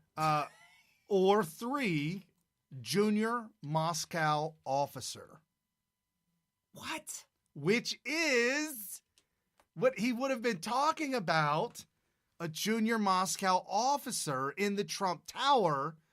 And then somebody just updated Urban Dictionary today, because I got this today, and it says, the chance that Don Jr. did not walk these Jumos up to his father's office on 26th floor is zero. Okay. Hashtag mother bleep, hashtag Bannon, hashtag Russia, hashtag Trump. Well, thank you for that. I feel like I know less than I did before. What the heck? Okay, so anyway. All right, sorry about that, folks. Did President Trump meet with any of the so-called Jamos who were in that Trump Tower meeting? Steve Bannon's eloquence in that description notwithstanding, it's tragic and unfortunate that Steve would make these grotesque comments so out of touch with reality and obviously so vindictive. And the whole White House staff is deeply disappointed in his comments, which were grotesque. And with respect to the Trump Tower meeting that he's talking about, he wasn't even there when this went down. So he's not really a remotely credible source on any of it. It reads like an angry, vindictive person spouting off to a highly discreditable author. The book is best understood as a work of very poorly written fiction. And I also will say that the author is a garbage author of a garbage book. And the tragic thing about this book, and there are many things about it that are unfortunate, but the portrayal of the president in the book is so contrary to reality, to the experience of those who work with him, to my own experience having spent the last 2 years with him. You know, on the campaign, I had the chance to travel all across the country with the president on Trump Force One. It'd be the president, me, Dan Scavino, Hope Hicks, a few other people, going from rally to rally to rally to rally. And I saw a man who was a political genius, somebody who we would be going down, landing in dissent. There'd be a breaking news development, and in 20 minutes, he would dictate 10 paragraphs of new material to address that event and then deliver flawlessly in front of an audience of 10,000 people. So you were at the campaign. You know, I'm glad he brought that up. That was a great story because the thing that people got really excited about Trump over were the rallies. Well, and he was fresh news that just happened. He was spouting it off at the rally. Yeah, and that is interesting. There would be something. So this actually jives with my experience. He would always address new stuff that was breaking at the very next rally. He didn't let it marinate. He didn't let it sit around. He didn't say, well, let me think about that for a while and we'll get that in a couple days. It was right then and there. So I think this sounds like a very accurate description of what it is that Trump is really all about. And yeah, it does sound a little bit hokey to sit there and call your boss a genius on CNN to CNN's audience. But he's right. I mean, he's a genius. Argument ensued. It was rough. Jake came back at him. I know. the only person that you're talking to right now in the audience is Trump. You're talking to your boss, and yet your boss you're sucking up to. That was several incidents like that happened during this interview, and he immediately, Steve. Is that good for this beginning of it? I think that was good. The first 2 minutes. Every single time Stephen Miller said, you're being condescending, and that condescending attitude is the type of thing that pretty much is what makes up fake news and what you are. And then he laid into Fake Tapper big time, and I loved it. He did a hell of a job handling it. This is the last minute and 24 seconds where it goes off the rails. The whole thing's 12 minutes. First 2 minutes is really the meat and potatoes that really spells out his position, the White House position, the just the whole official statement. I think he does a good job. It is very, very fast 12 minutes. It will go very quickly, I promise you. Well, you got the last minute and a half here. Here's the last minute and a half. Gosh, this is where it goes off the rails. Magical that's happening in the hearts of this country. The people that the president has approval rating in the 30s. I don't know what magical you're talking about. The people that you don't connect with and understand, the people whose manufacturing jobs have left, who've been besieged by high-crime communities, and who've been affected by a policy of uncontrolled immigration, those voices, those experiences don't get covered on this network. That's why, to prove the point, I was booked to talk about the very issues I'm just describing, and you're not even asking about them because they're not interesting facts to you. That's not true. I have plenty of questions on immigration. You've attempted to filibuster by Hold talking on about a second. I want to ask you a question because he said that I did plenty of questions on immigration. He just flat out lied right there. He never said one question about immigration whatsoever. No. He attempted to bludgeon him over the head with a piece of paper. He called him a lot of names, and he started to make fun of him and say, well, Steve Bannon hired you. He's like, no, man. It was Corey Lewandowski. He and I worked together back in the day. Yeah, every single time he tried to get him, he even tried to get him on some sort of addition he put into a speech or a document or something, and he completely threw that back at him in his face. So as I just wanted to point that out, that he lied right there. Yeah, no, flat out, bold-faced lie. Be condescending, Jake. Stephen, Jake, the president and the White House. The reason why I want to talk about the president and the White House. The reason why I want to talk about the president's experiences, what I've seen with him traveling to meet dozens of foreign leaders, with his incredible work. Okay, you're not answering the questions. No, I understand. You have 24 hours a day of anti-Trump material, you're not going to give 3 minutes for the American people to hear the real experience of Donald Trump. There's one viewer that you care about right now, and you're being obsequious. You're being offended in order to please him. Okay, and I think I've wasted enough of my viewers' time. Thank you, Stephen. As Republicans, lawmakers call for Attorney General Jeff Sessions to resign in a major reversal, Democrats are now coming to his defense. What changed? We'll ask the top Democrat on the House Intelligence Committee. That I would say, hold on, what the hell? I don't know what the hell. I can't. You got to hit the stop. I can't do that. I got to let Jake go on. All right. Make a fool of himself. Anyway, dude, I clipped. You need to get better at cutting people off. You cut them off. I got triggered. I was mesmerized. I posted that last clip, last minute 24 seconds. I posted that on Twitter 2 hours ago. Already 39 likes, 10 reshare. I mean, it just people loved it.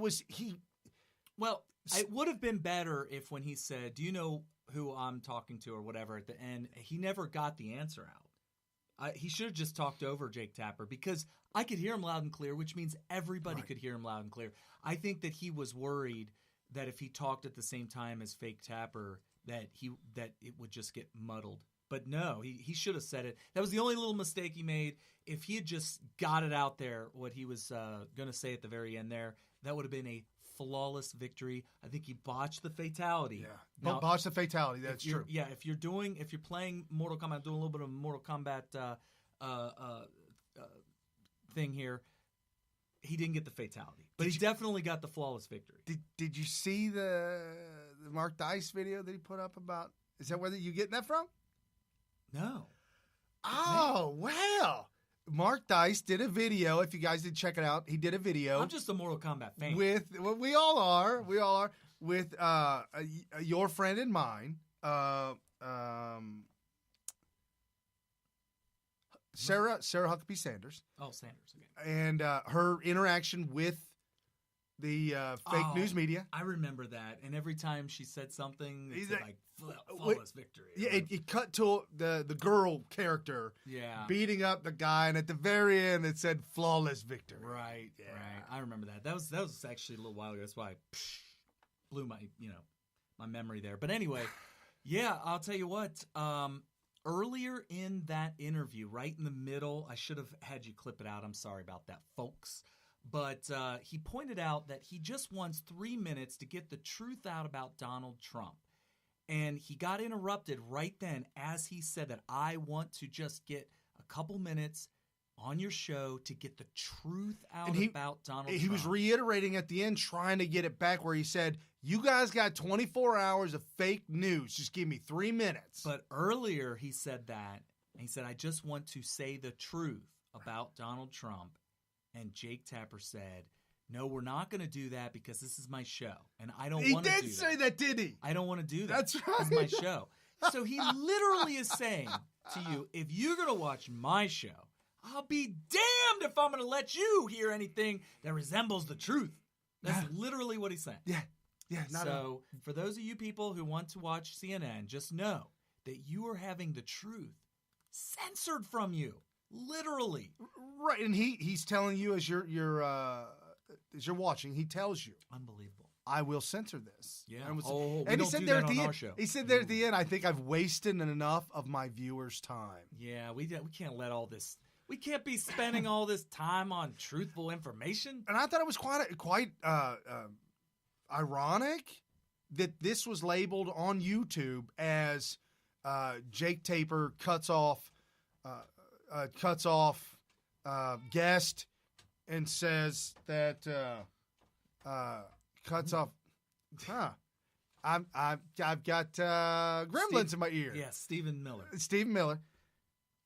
And it was posted up with that title, Jake cuts off Stephen Miller, and it was posted by CNN on CNN's channel on YouTube. I think are they proud of that? Okay, let me tell you something. Why would you be proud of cutting a guest off? Brian, how is? If I were a Democrat, I would have thought that Jake Tapper destroyed Stephen Miller. Right. You just gotta see. I got a little bit of that bipolar, but I have the kind of bipolar that I have control over each of my split personalities, and I can jump back and forth between the two different personalities. So you have complete control of your facilitas. Total control of my facilitas. So I can hop into and back into my old liberal mentality. Because I grew up, a lot of you guys that are new to this program don't know that I spent the first 25 years of my life being raised by and becoming a good little Democrat, good little progressive. Because I went through inner city public school for 12 years. What are you going to do? And, kind of raised with the old atheism for the most part, and with that, the Bible of the science book and all that kind of stuff. Right. And so I know what it was like.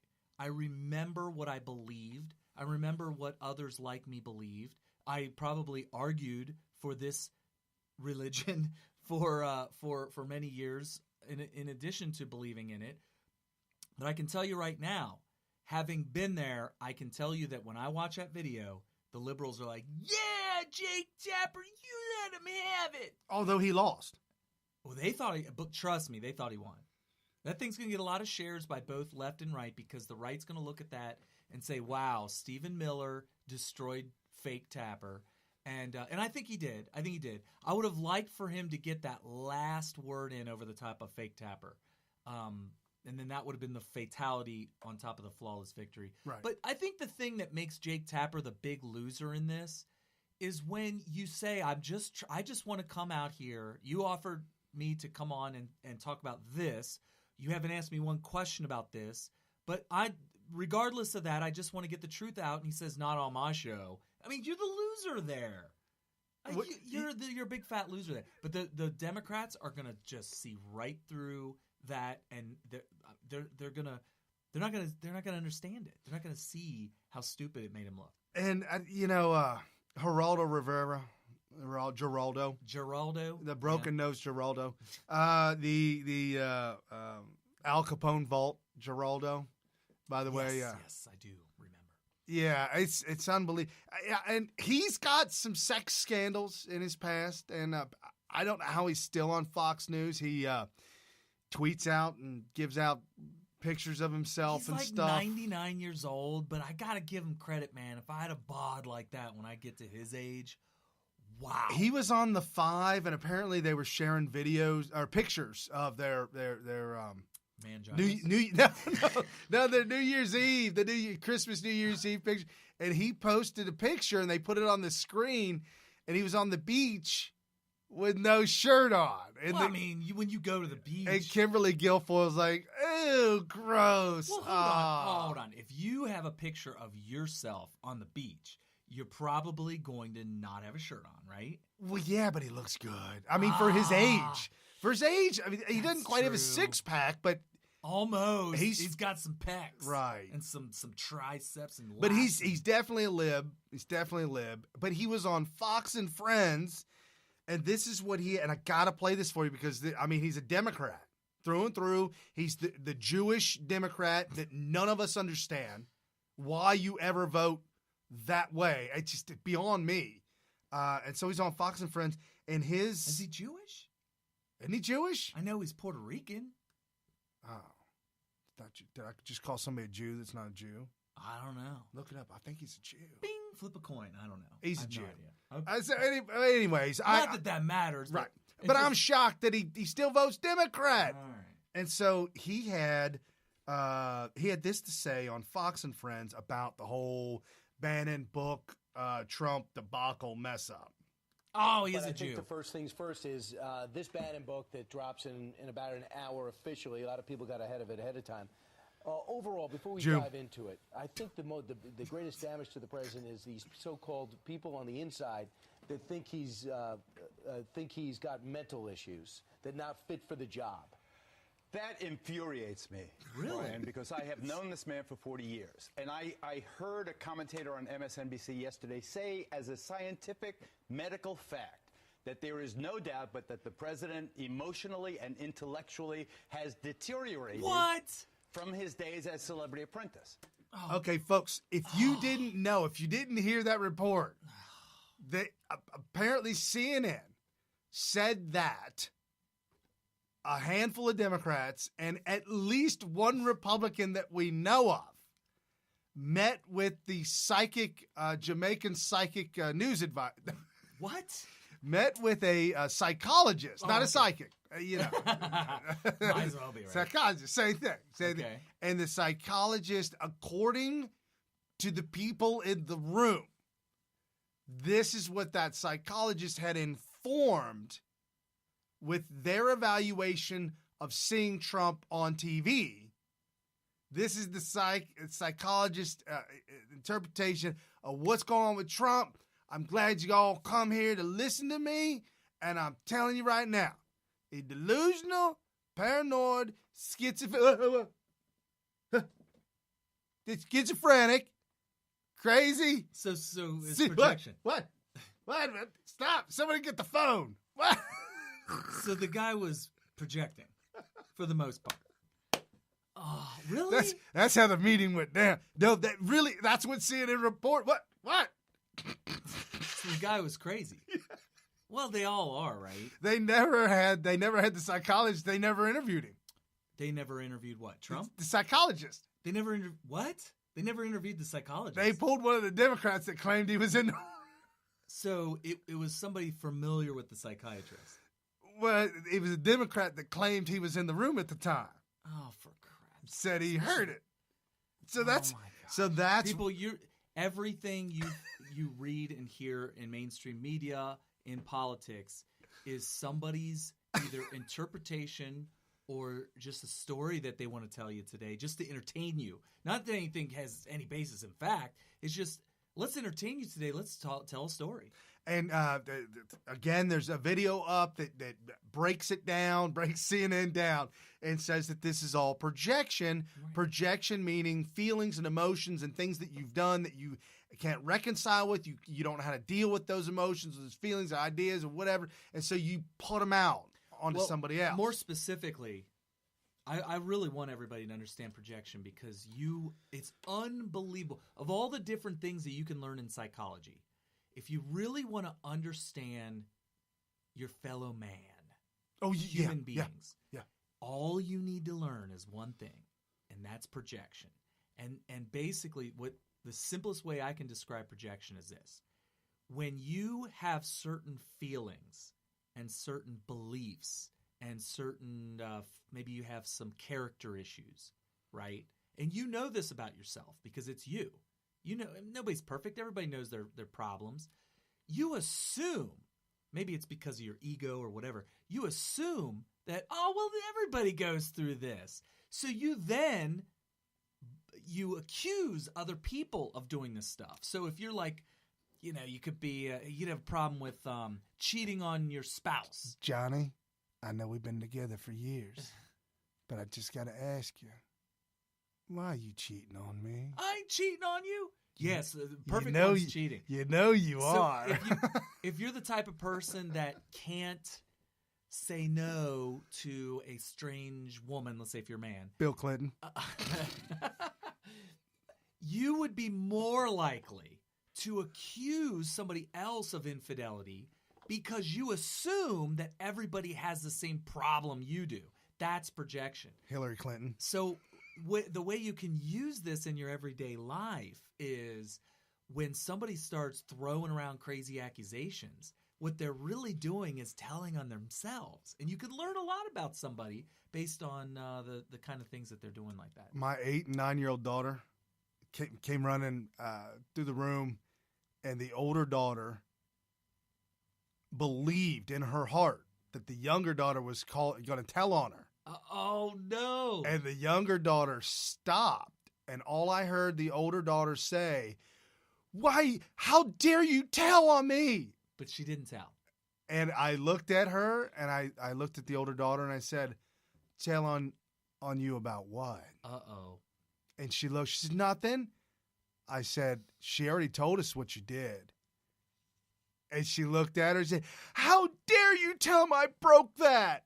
And they both learned a lesson. The younger one looked at her, said, "I didn't say a thing. Daddy just trolled you." Did she use the word troll? Did she use the word troll?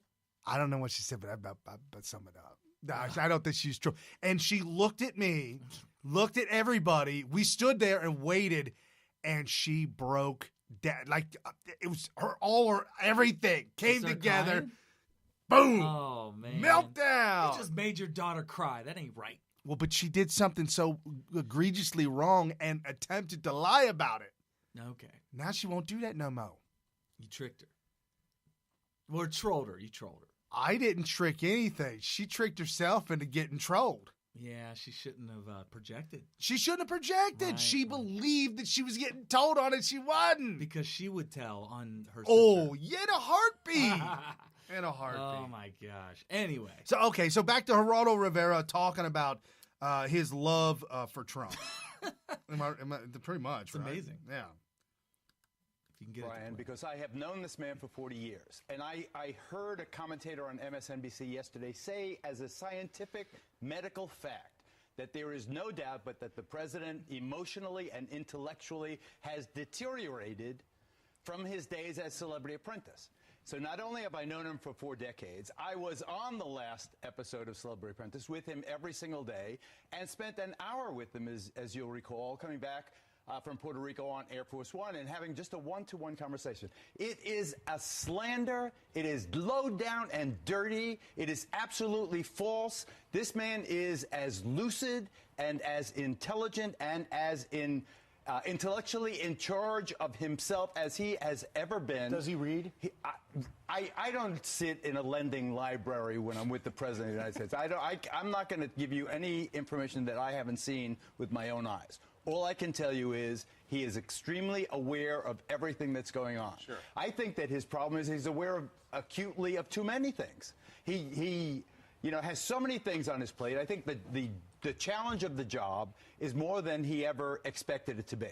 But if you look at the learning curve of this man in the first year of his office, and look now how his business acumen and his ability to cheerlead and to encourage and to be the charismatic central focus has taken the American economy from a kind of lackluster, mediocre, kind of wishy-washy. President Obama did a fine job in helping recover from the catastrophic crash of 2008. But Donald Trump has jump-started the economy in a way that is so impressive that everybody is cheering. There's not a person watching right now who owns a single share of stock who isn't better off today than they were the day before President Trump took office. See, I'm just saying, folks, it is phenomenal. I mean, you've got liberal Geraldo Rivera. What? Geraldo? Because I really don't like the guy. I think he's creepy, and I think there's some things that he's done on social media that ain't right. Pretty nasty. Wouldn't let him babysit my children. Well, wouldn't do it. Is he single? When he's single, he's single. When he's married, he's married, you know? Well, I mean, if he's single, he has the right to do the things you do. It's like that Bill Clinton single. No, it's that Bill Clinton single. I'm single. Oh, speaking of that, check this out in the book. Oh, you got to hear about this. Okay, it's called, it would have been if the media caught wind of it. See, in Gary Byrne's book, Secrets of the Secret Service, there are stories in there you've never, ever heard before. Yeah, you got to get that book. Did you ever hear about Ringgate? Ringgate? Yeah. Apparently, Bill Clinton got into the limos and the motorcade, and they're 5 miles away from the hotel that he just left, and he realized, oh, I don't have my wedding ring on. Well, that's convenient. It's back in the room. Well, I mean, it is what it is. What are you going to do? Turn the whole motorcade around so I can go get it. Just leave it. And no, I mean, it was so bad. They wound up, because it's now an unsecure place, and then get it secure.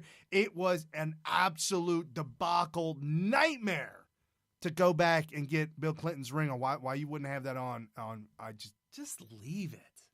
It don't mean nothing anyway. I just ask for forgiveness when I get home. Right. It don't mean nothing anyhow. Apparently not. Anyway, so Geraldo Rivera. Before you get too far off on a tangent. No. I'm there. I don't even know if he's married anymore, single. I don't know, but I'm just saying that no matter how old you are, I mean, remember our grandfather. We share a grandfather. Yeah. When Grandma died, our dad's dad.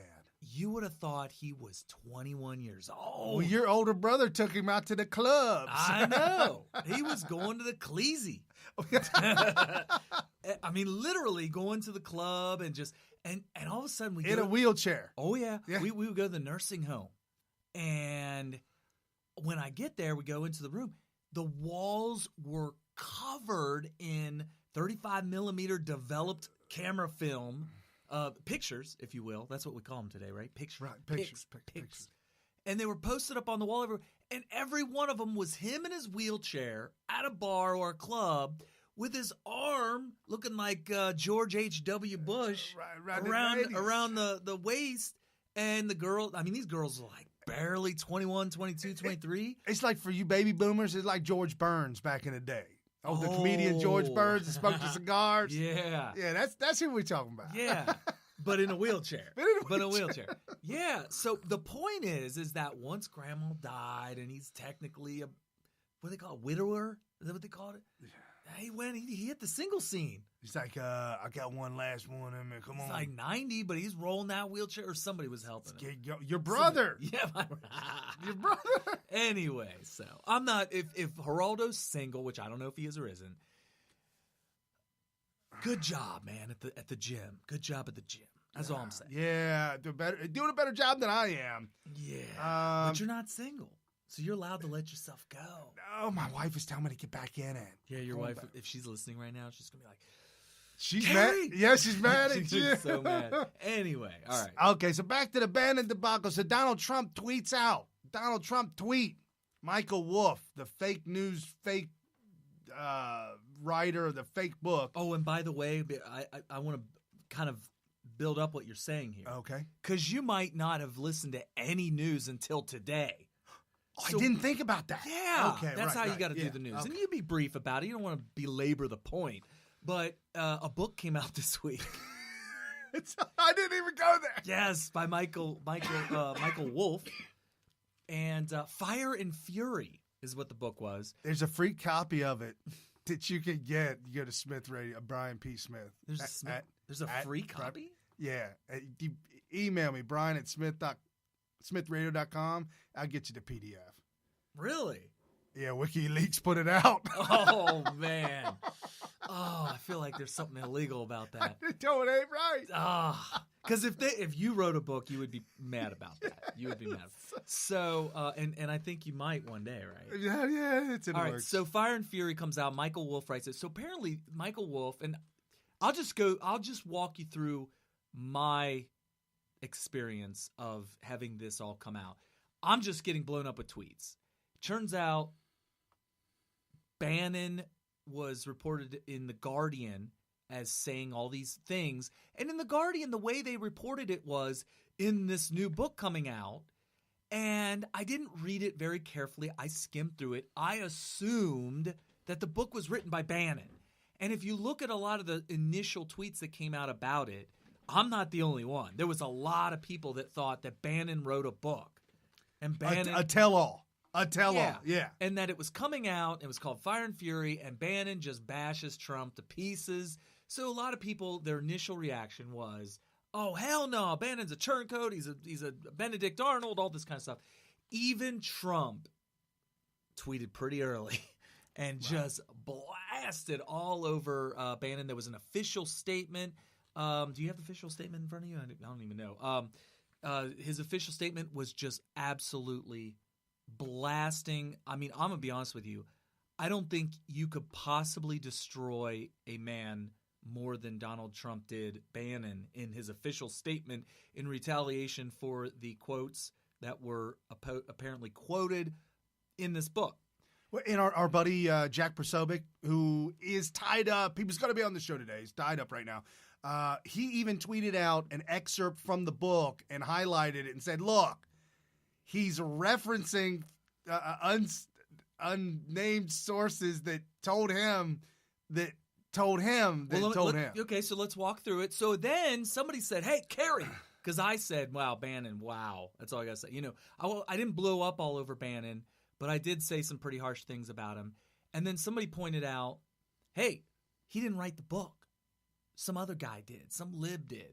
So I was like, all right, let me go back and I'll read the article very much more carefully. And if you read very carefully, it does point out that there's this guy, Michael Wolff, who wrote the book and that it wasn't a Bannon book. Bannon wasn't a part of the book. He was just a subject in the book. Right. And then I did some more research and turns out this guy was given unfettered access to the White House to write this book.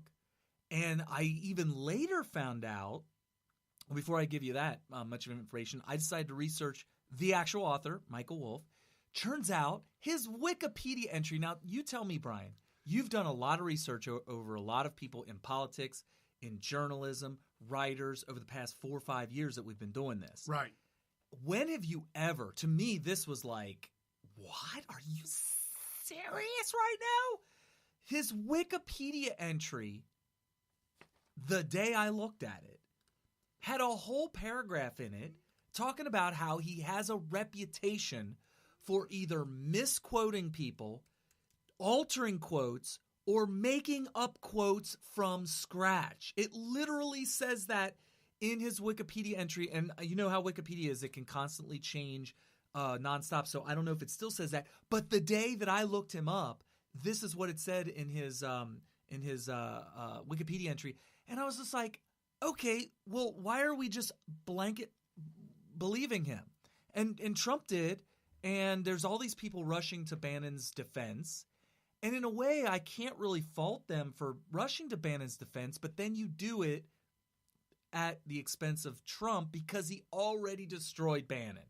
So there's kind of like, I feel like I got to tell everybody on the Trump train, I'm sorry, guys, you can't have your cake and eat it too. If you want to defend Bannon, you got to be careful because you're going to make it look like Trump jumped the gun with his reaction.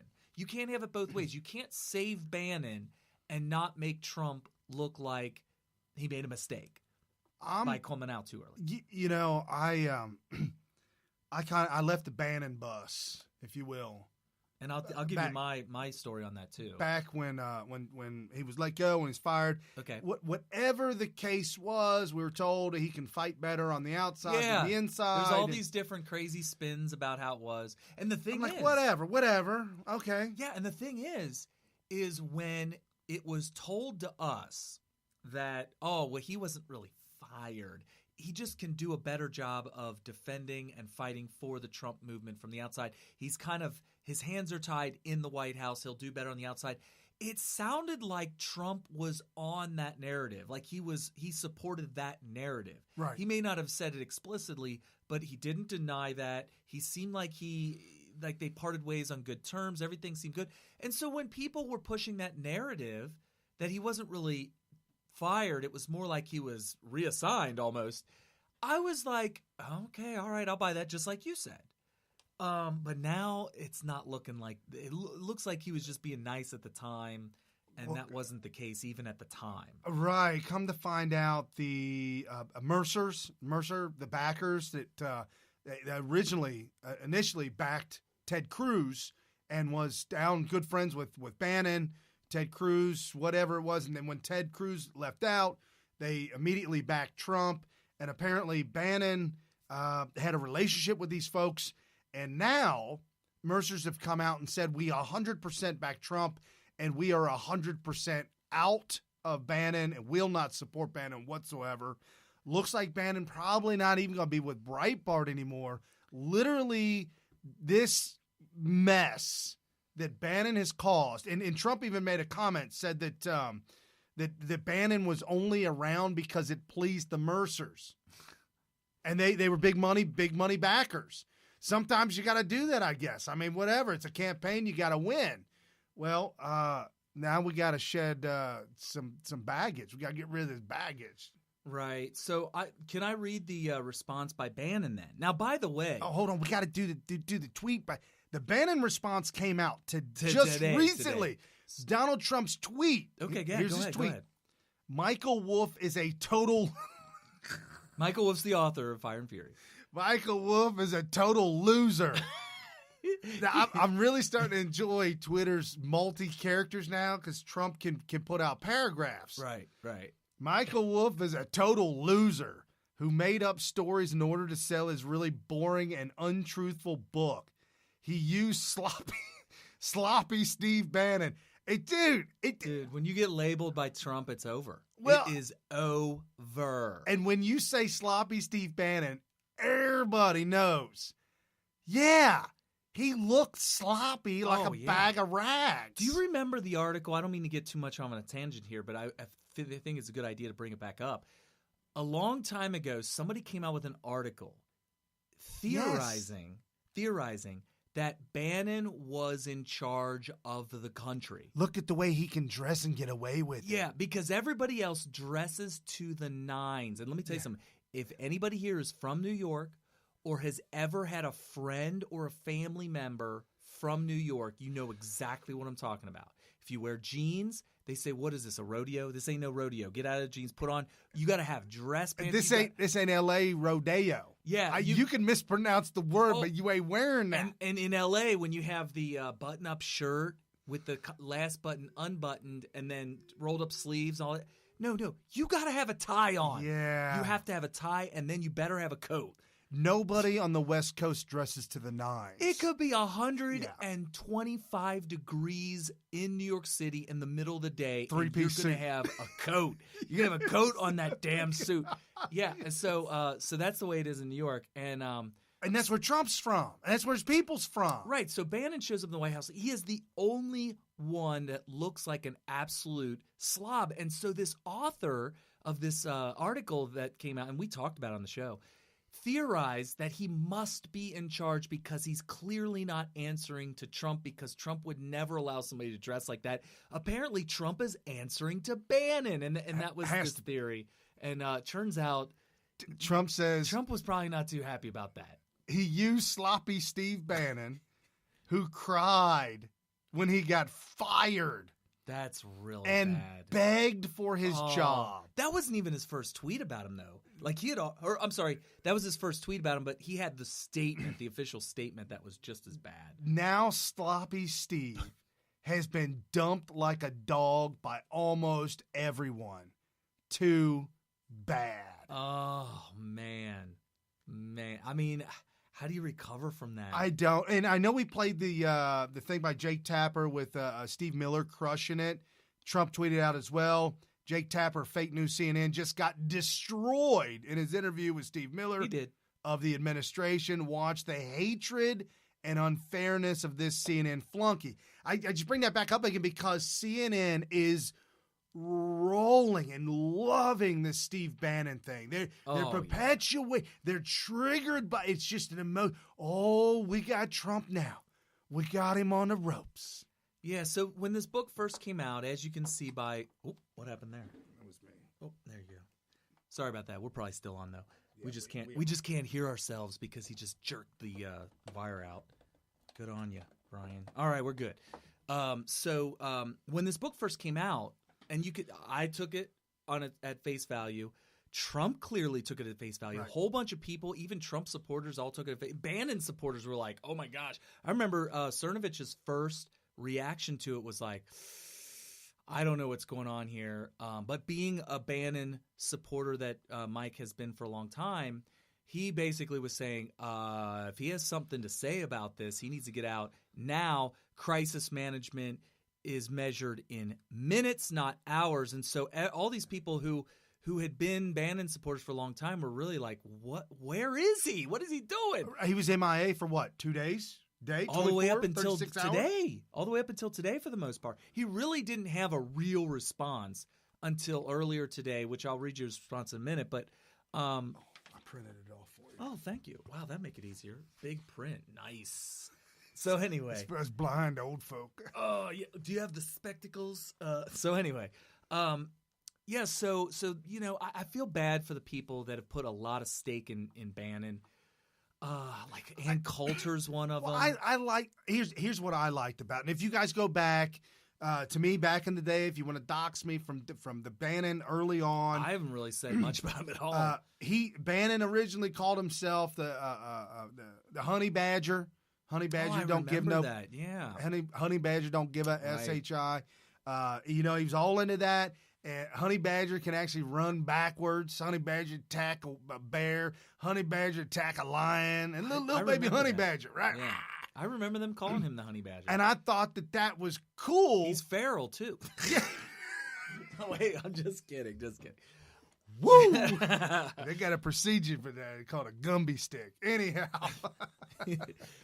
I digress. So I got into the videos. Oh, and then the very flamboyant, the honey badger. Oh yeah. Oh my gosh! Look at that. Yeah, that was the original. That was the original viral video. Yeah, like I can't play that because it's hysterical and it costs a lot. But you would have to do a lot of work to get all the beeps in there. It is hysterical. Yeah, they did an interview with that guy, and they said, "What was your inspiration? What did you?" And he's like, "Well, I just watch all these nature shows. I love these nature shows, and the narrators are all so boring. Right. I just can't stand how boring they are. And so I just decided to take the video, cut out the audio, and put my own voice in there." It was fantastic. That's exactly how it sounds, by the way. Oh yeah. So I got into those, and I saw the honey badger, and I'm like, you know what? This fits the narrative of the Billy Bat. I mean, that's just what it is, right? Come to find out, it's smoke and mirrors. A sloppy Bannon had to go. Yeah, we're gonna start calling him Sloppy Joe. Ben Shapiro, who we all destroy on a daily basis. Look, the guy I constantly he talked about it today. I think he put a video up. Oh, his first reaction to it was a must watch, must listen. I generally always tell you guys to steer clear of Ben only because the guy's a genius. The guy is the best debater for conservative principles of anybody out there that I know of. Period. Right. Hands down. He's the type of person that could be there live, tell you something wrong with a conservative principle, and he's going to knock it right down. But he has Trump derangement syndrome. Oh, he's severely. He's in the later stages of Trump Stage derangement. 4, Stage 4. TDS. Stage 9, I don't know. Whatever it is. STS, STD, TDS, all of it. And it's an interesting thing about Trump derangement syndrome. When you have it, it doesn't matter if you're a brilliant mind like Ben Shapiro. As soon as you hear the word Trump or read the word Trump, all of a sudden, all intelligence goes flying out the window. Everything, all the facts that you've read about and that you know, that you've learned, that you've experienced, they get blocked. There's like these cells in your brain that store facts. Well, the Trump derangement syndrome will block the pathways to those facts. They don't allow it to come in. And that way you can't retrieve the facts. And then you just turn into a blithering idiot. And that's what happens to Ben Shapiro. However, he was very, very defensive of Trump because he really hates Bannon. He really hates Bannon. And here's the thing about his hatred of Bannon. For the good of conservatism, he's been pretty much just staying silent about it. And when this happened, he decided, I'm piling on. He That's sure what did. He piled on. Not only did he pile on Twitter, but he made a whole video that he posted today on YouTube. Maybe it was the same video that I saw that he just did it on YouTube or something. Because the one I saw, it was like 30 minutes, and I thought, am I really going to sit there? Yeah, I didn't have no time. I'm doing show prep. Well, this was a couple days ago, so I went and listened to it. It was good. So all these people are kind of piling on Bannon and all that kind of stuff. And he, like Cernovich said, where is he? Now, Alex Jones is an interesting one. He admitted today in his video that Alex Jones has been on the Bannon wagon. He's supported him. He's defended him. He's seemed to have leaned in his direction whenever these issues come up. And when he went silent after Fire and Fury came out, Fire and Fury came out of Alex Jones, and he went nuts. He started screaming in his microphone. He said, I demand that Bannon come out and either confirm or deny what has been said that he said in these quotes. And still silence. So then the next day, Alex lost it and just completely said, Bannon, you're off of my birthday wish list or whatever. I don't know what. My Christmas card list. You are off my Christmas card list. You will not be in that birthday cake next year. So that happened, and so finally, after all these days, Bannon comes out with this statement, and I'll go ahead and read it for you. Full-fledged. Oh, and I'll preface this real quick. The controversy was that Bannon accused Donald Trump Jr. of treason. Yeah. Let me back. Michael Wolff claims that Bannon said that Donald Trump Jr. was treasonous when he met up with the Democrat operative who happened to be Russian. This Democrat operative was sent as a honeypot to the Trump campaign, who has ties to the Kremlin. So this is Russian collusion right here. It's the DNC. And ties to DNC. Oh, yeah. She's actually married to somebody who's part of the DNC. Yeah, so the DNC worked with Russia to try to frame Russian collusion onto the Trump campaign. That's the real Russian collusion. So this honeypot, this Russian honeypot, who's a DNC operative, shows up to a meeting that was pre-scheduled with Donald Trump Jr. And by the way, this meeting happened before Bannon became a part of the Trump administration. Well, and as you heard before, Steve Miller said Bannon wasn't even there. Yeah, so Bannon wasn't a part of this. So Bannon hears about this after the fact, and the author, Michael Wolff, claims that Bannon told him that what Donald Trump Jr. did before he became a part of the campaign was treasonous. And so Donald Trump, so Bannon was absolutely destroyed for this alleged quote. He didn't deny it until today. Steve Bannon, here's his full statement. Donald Trump Jr. is both a patriot and a good man. He has been relentless in his advocacy for his father and the agenda that has helped turn our country around. Ooh. My support is also unwavering for the president and his agenda. as I have shown daily in my national radio broadcasts, on the pages of Breitbart News, and in speeches and appearances from Tokyo and Hong Kong to Arizona and Alabama. And let me just add, I mean, I've seen this. So, I mean, I have no reason to think that he's not lying or that he's lying. I mean, this seems based on plausible. No, I mean, I've actually observed this. So, I mean, it's true. President Trump was the only candidate that could have taken on and defended the Clinton apparatus. I'm the only person to date to conduct a global effort to preach the message of Trump and Trumpism and remain ready to stand in the breach for this president's efforts to make America great again. My comments, my comments about the meeting with Russian nationals came from my life experiences as a naval officer stationed aboard a destroyer whose main mission was to hunt Soviet submarines. First of all, I didn't know he was a naval it's news veteran. He's a naval veteran. And he was on a destroyer hunting Soviet submarines. To my time at the Pentagon during the Reagan years, when our focus was to defeat the evil empire and to make films about Reagan's war against the Soviets and Hillary Clinton's involvement in selling uranium to them. Okay, this is an interesting. I got to stop right there. There's more to it, but I've got to stop because this is a fascinating. To me, this is breaking news. This paragraph is breaking news. I see other people do this. Look, I am your resident Cold War expert. I don't know of anybody that knows not only the minute details of the entire Cold War, but also the bigger picture of what the Cold War represents in history. So I think I'm a great person to comment in on this. The Soviet Union is gone. It's over. The USSR, they no longer exist. No.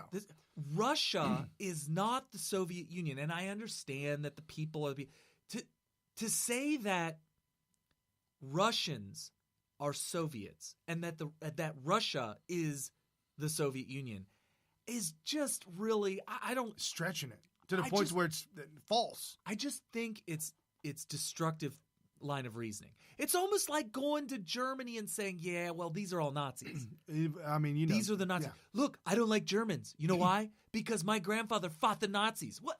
How ridiculous is that? Dumb. That's ridiculous. So to sit there and say that he was spouting off about treasonous activity of meeting up with somebody who happens to be of Russian descent because I was tapping into my memories of he's a Cold Warrior. He literally fought in the Cold War. It's like, dude, move on. It's like when I was in Japan. When I was in Japan, I went on this date. It was a double date. I was set up. Mid to late 90s. Mid to late 90s. Go on a double date with this Japanese national. She's a young Japanese national. Japanese citizen. Legal. I mean, you said young, but you mean like she was like 18. Yeah, she was legal. Well, we've got some problems in the past year. We've got to make this clear. You're right. I don't want anybody to come on and say, "Oh, Carrie's talking about young Japanese people." No, she was old enough to drink. So probably about 21. There you go. But I want to point out the age because her grandfather was like, "Oh my gosh, I could never utter that I was going out with an American." It was just a date. I literally met her for the first time that night. It was like American a double date. GI. GI. What? They stopped calling them GIs back in the world. Well, her grandfather would call you American GI. GI. So the point is that he was still living his. I remember when I fought the Americans. Blah blah blah. And it's like, we got to move on for that. But Americans are Americans. But Imperial Japanese were definitely different people than the New Japan after they were defeated by us. They had pretty much completely transformed their government.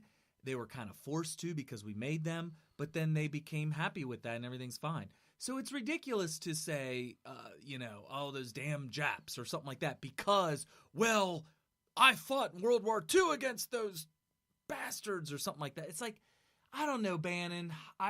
To me, I feel like you stepped in it. If you stepped in it, and we aren't sure if you did, you kind of told on you. You're literally admitting that the reason you said something you wished you didn't is because you have this mentality that you need to move on from. That you're still stuck in the Cold War era. Yeah, I mean, I'm a Cold War. I survived the Cold War. We were kids. We're still here. Yeah, but the point is that we lived through it. We were alive during the Cold War. We had to jump underneath our desks for practice. So it's very interesting. That's a fascinating. So yeah, I feel like he told on himself there. So moving on. My comments were aimed at Paul Manafort, a seasoned campaign professional with experience and knowledge of how the Russians operate. He should have known they were duplicitous, cunning, and not our friends. Really? Well, first off, it wasn't really a Russian person. It was a plant. And secondly... Well, she was technically Russian. Secondly, I thought the relations with Russia was getting better. That's what I'm like. What are we in a cold? Look, I understand that you're not supposed to just blindly accept them as friends, but look at the context. Let's put this in context. Look at the Chinese. Chinese are getting a little bit more friendlier with Trump. I like Trump's words. Trump said, if they want to be friendly with us, why wouldn't we want to be friendly with them? You don't just automatically make somebody your enemy because, what, we need enemies? We need to be a perpetual war? Is that how this works? I mean, if Islam came forward, if there was some sort of leader of Islam, came forward and said, Ayatollah Khomeini. If the Ayatollah Khomeini came forward and said, you know what, we are going to change what we're doing here, and we are going to be totally tolerant of other religions, we're going to live in peace with Christianity, with Christians, with Jews, Israel, all that, and we're just going to all live in a happy world and just tolerate each other, I wouldn't be like, well, yeah, but I remember 9/11. It's like, and I'm just saying, if they followed through with it. Right, and as long as they didn't suicide bomb him and kill him, then, go with it. Yeah, after 20, let's say after 10 years of literally no terrorist incidents, Islamic terrorist incidents, after they come out and say we're changing, I'd be like, nobody running people over with trucks, nobody running down sidewalks, or totally cool with that, slaughtering people at the clubs, gay clubs, you know. So they are not our friends. Well, says who? I mean, are we just supposed to? Says Hillary Clinton, actually. Okay, I mean, it's ridiculous. To reiterate, those comments were not aimed at Donald Trump Jr. Well, that's so then he did admit that he did make the he did admit he made the comment, but that it was that it was said to have been about Donald Trump Jr. would have been considered a misquote. Because about Manafort. Right. About Manafort, who's also fired. But here's the thing. He's calling Donald Trump Jr. an idiot or incompetent. He's saying Paul Manafort should have known better. But Donald Trump Jr., he's just a kid. He don't know no better. He's dumb. He's just a kid, and he's not very bright. No. He's young. He's like, what, 12? I don't know. Sure, maybe. So, I mean, Bannon, you're digging yourself an extra hole here. Let's see. Everything I have to say about the ridiculous nature of the Russian collusion investigation, I said on my 60 Minutes interview, and I watched that 60 Minutes interview. It's a good one. We played it here on Smith Radio. It was a good interview. Yeah. There was no collusion in the investigation. Is a witch hunt. The investigation is a witch hunt. I regret that my delay in responding to the inaccurate reporting regarding John Jr. has diverted attention from the president's historical accomplishments in the first year of the presidency. Actually, that statement's kind of silly. First of all, why the hell were you delayed so? I mean, can you speculate? I mean, we could speculate, but it doesn't look good. He was tied up at that hotel in Russia, the one that the Trump dossier came out of. No, I'm not going that far. He was busy. I'm just saying that I kind of feel like, and he kind of admits it right here, that he's like, damn, I'm caught red-handed. He was on a weekend retreat at Byrne's. Weekend at Byrne's? with Hillary Clinton? Yeah. Dragging her around? Maybe. He's looking for another job. But my point is that I feel like his delay was kind of like he froze up because he was petrified of what had come out about him. Right. And also, it didn't help that Donald Trump responded the way he did and as quickly as he did. And I think there was a previous comment saying that the reason I didn't come out is because I was going to come out in favor of Donald Trump and defend him and say that it was all lies. But he said blah, blah, blah, blah, blah. he said all this about me, and that's just not nice. He literally came out with an initial statement saying that was one of the reasons why he delayed it. Dude. So, and I don't disagree that would be a reason why you have to regroup and figure it out. But then to come out and say that what happened has diverted from the president's historical accomplishments. No, it hasn't. Has this diverted from the historical accomplishments of our president? Negative, Ghost Rider. No, I don't think it has at all. Not at all. In fact, all it's done is put a giant highlight on what is basically fake news. We've been saying fake news is what it is, and now we're living in a new world where we don't just get to hear lies by turning on CNN. Now you go to the nonfiction section or the politics section, somewhere where you think that people are going to be writing things that actually happen, facts, history, truth, in the bookstore. Right. Now you go there and you have works of complete fiction that are going to be stored in the nonfiction section. Right, like this book. Yeah. If it even sees the shelf. I mean, it would definitely be in the... What do you think? It'd be in the same shelf that like Scientology would be in. Just really out there. L. Ron Hubbard. L. Ron Hubbard could have written a better book than this. Well, okay. What do you think of the cease and desist order? I thought that was hysterical. So there are a lot of people that are criticizing the cease and desist because they're like, first of all, any mention of this or even an implication of this book by the president of the United States is going to sell countless millions, thousands, hundreds of thousands. Well, not now. Books. It's free. WikiLeaks got it up. I got the PDF, man.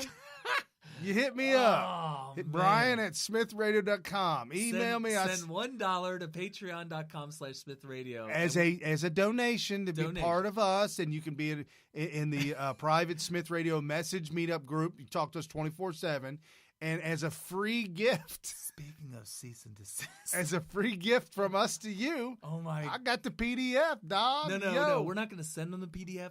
We're going to send them the link to a Wikipedia article. Yeah, there you go. That's what we'll do for you. So $1, patreon.com/smithradio. I thought I was coming out. I thought I was quick and witty about the Sloppy Joe comment. Yeah. Dana Loesch tweeted out, Sloppy Steve sounds like a great value version of Sloppy Joe. Oh, no. Brian, I don't mean to get all unfamily friendly, but Brian did a Urban Dictionary search of Sloppy Steve, didn't you? Or did you not? What? Oh, it was somebody else. Sorry, I thought it was Brian, because Brian is an expert on the Urban Dictionary. And apparently, there is an entry of Sloppy Steve in the already, and you can't put it up on the screen. No, I'm not going to. Already? No, it was already there. Dude, there is a Sloppy Steve. It's always been there. I typed in sloppy and it came up Steve Urban Dictionary. Brian, you can't read it. You can't read it. Don't look it up. Don't look it up. Dude, if you are at it's work out right of now, it's out. It's something out of a Woody Allen movie. Oh, no. Yep. No, because Woody Allen would not get he would get X-rated. It'd be X-rated. Woody Allen couldn't. I saw a Woody Allen movie that had something to do with that. Yeah, Sloppy Steve. No good, folks. No good. And that's funny that Trump called him Sloppy Steve. Because somebody's going to look it up in Urban Dictionary. He's dog. You want to talk about the trolls of the... This goes back to the trollster, the Gamergate. Yeah. Following the master troll. Oh, yeah. Gamergates love this stuff. Yeah, and that's the thing about all the 4chan people. Gamergate, 4chan, all those different communities full of young people, they really have an awful lot of respect for Donald Trump because he somehow has mastered the art of the troll. I don't know if this is something that he's had for a long time, or maybe he's a gamer. Possibly. It's possible that Donald Trump is a gamer himself. Or maybe he just trolls on 4chan. Maybe he's constantly putting in entries. I don't know. But anyway, so at the end of the day, so what's in the future for Steve Bannon? Is it something that he's going to bounce back from? Mike Cernovich did a video today on InfoWars stating that the next move that Steve Bannon needs to make is to start his own media company because Breitbart is kind of throwing him under the bus. Yeah, apparently Breitbart doesn't want anything to do with him now. So for those of you that don't know, he was like, what, the CEO of Breitbart for a while? Yeah, he was yeah. And it's funny the way he picked the torch up after Breitbart. Andrew Breitbart. Andrew died, yeah. Yeah. If you want to learn a lot about the background. Heart attack out of nowhere. Yeah, he was like 20. 2. I don't know. He was young, way too young to be dying. Actually, he died at our age that we are now. I think mid-40s. No, I think it was like the late 30s. No, mid-40s, like 40. I don't know. It was crazy. It was scary because as soon as he died, like that hour, everybody's like, it was natural causes. Nothing to see here, folks. Nothing to see here. Natural causes. Seth Rich killed him. So anyway, no, I don't. I mean, it's just I don't know. All I know is that is coincidental. But if you want to know more about the background of Steve Bannon as far as the inside story of how he went from before Breitbart to Breitbart and then taking over Breitbart and then going from there, you got to watch that Ben Shapiro video of him talking about his reaction to the Fire and Fury. Ben he knows these guys personally. He said he used to talk on the phone with Bannon every single day. They were colleagues together. Oh yeah. Wow. Ben Shapiro was personal friends with Andrew Breitbart. So they were all friends together. And when it came time to replace Andrew Breitbart as head of Breitbart.com, Ben Shapiro warned them not to make Bannon the CEO. Oh, wow. Yeah, there was a lot of that stuff going on. And so, I don't know. Take it as you will, because there's a lot of people that are listening to me right now that hate Ben Shapiro. I have mixed feelings about him because of his never Trumper stance, which is totally stupid. That's his downfall. Because he's infected. He's got the full blown. Yeah, he's got stage 4 Trump derangement syndrome.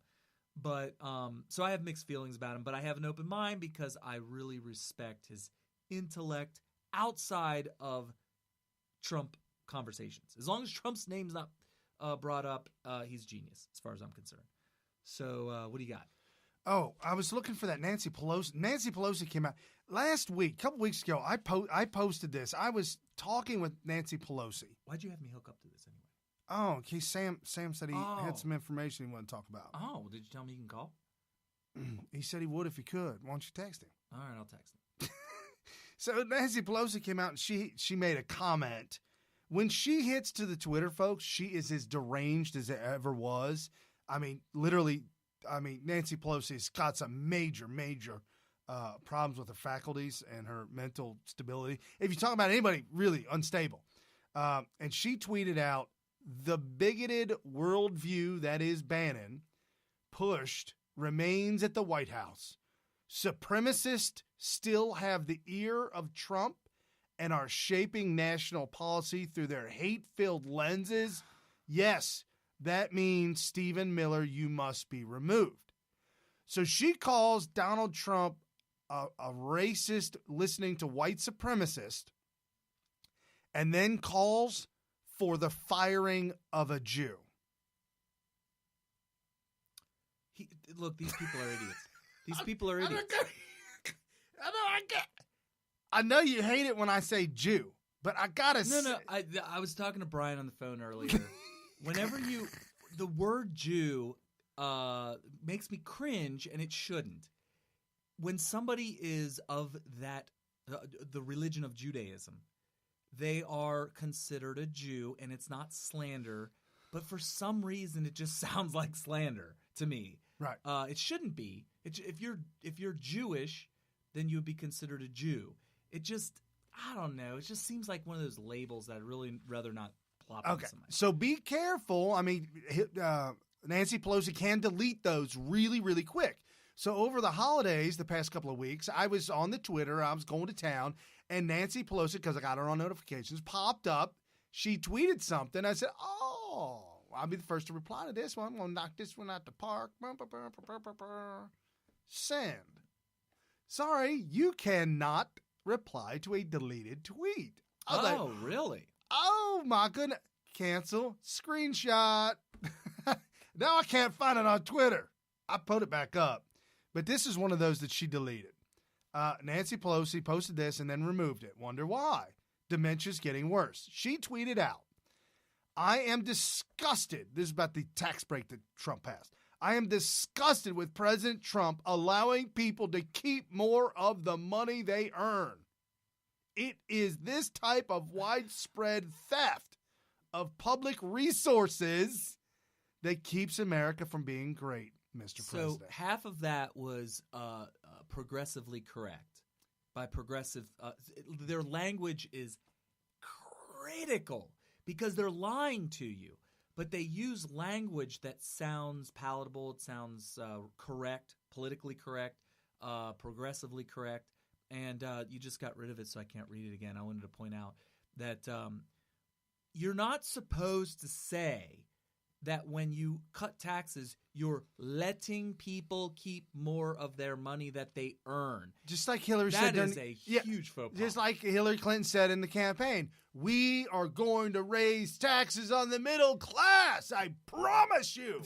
Right. She did actually say that verbatim, but that was actually just a misspeak. She meant to say no, that was a real speak, but she was supposed to lie about that. It was one of those. Yeah, this is a Freudian slip for sure. Yeah. I'm disgusted that Trump is allowing people to keep more of the money they earn. This is exactly the precise – first of all, it's truthful. Yeah. It's truthful. But it's precisely the exact language that you would never, ever want to use as a progressive. You want to say that I'm disgusted that Donald Trump is going to bankrupt the country. Or he's going to bankrupt the welfare system. Or that he's taking money from the poor to give to the rich. This is the language that's absolutely critical for progressives to use in order to say things that are actually something you would want to hear, but make it sound bad, right? What you want to hear is that Trump is going to let you keep more of the money you earn. That's exactly what she said. And when you hear that, you're like, yeah, that sounds awesome.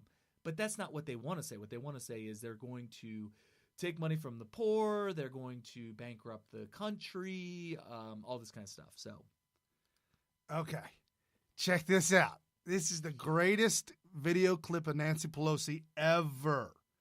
Okay, you got to be careful. You got to listen really closely.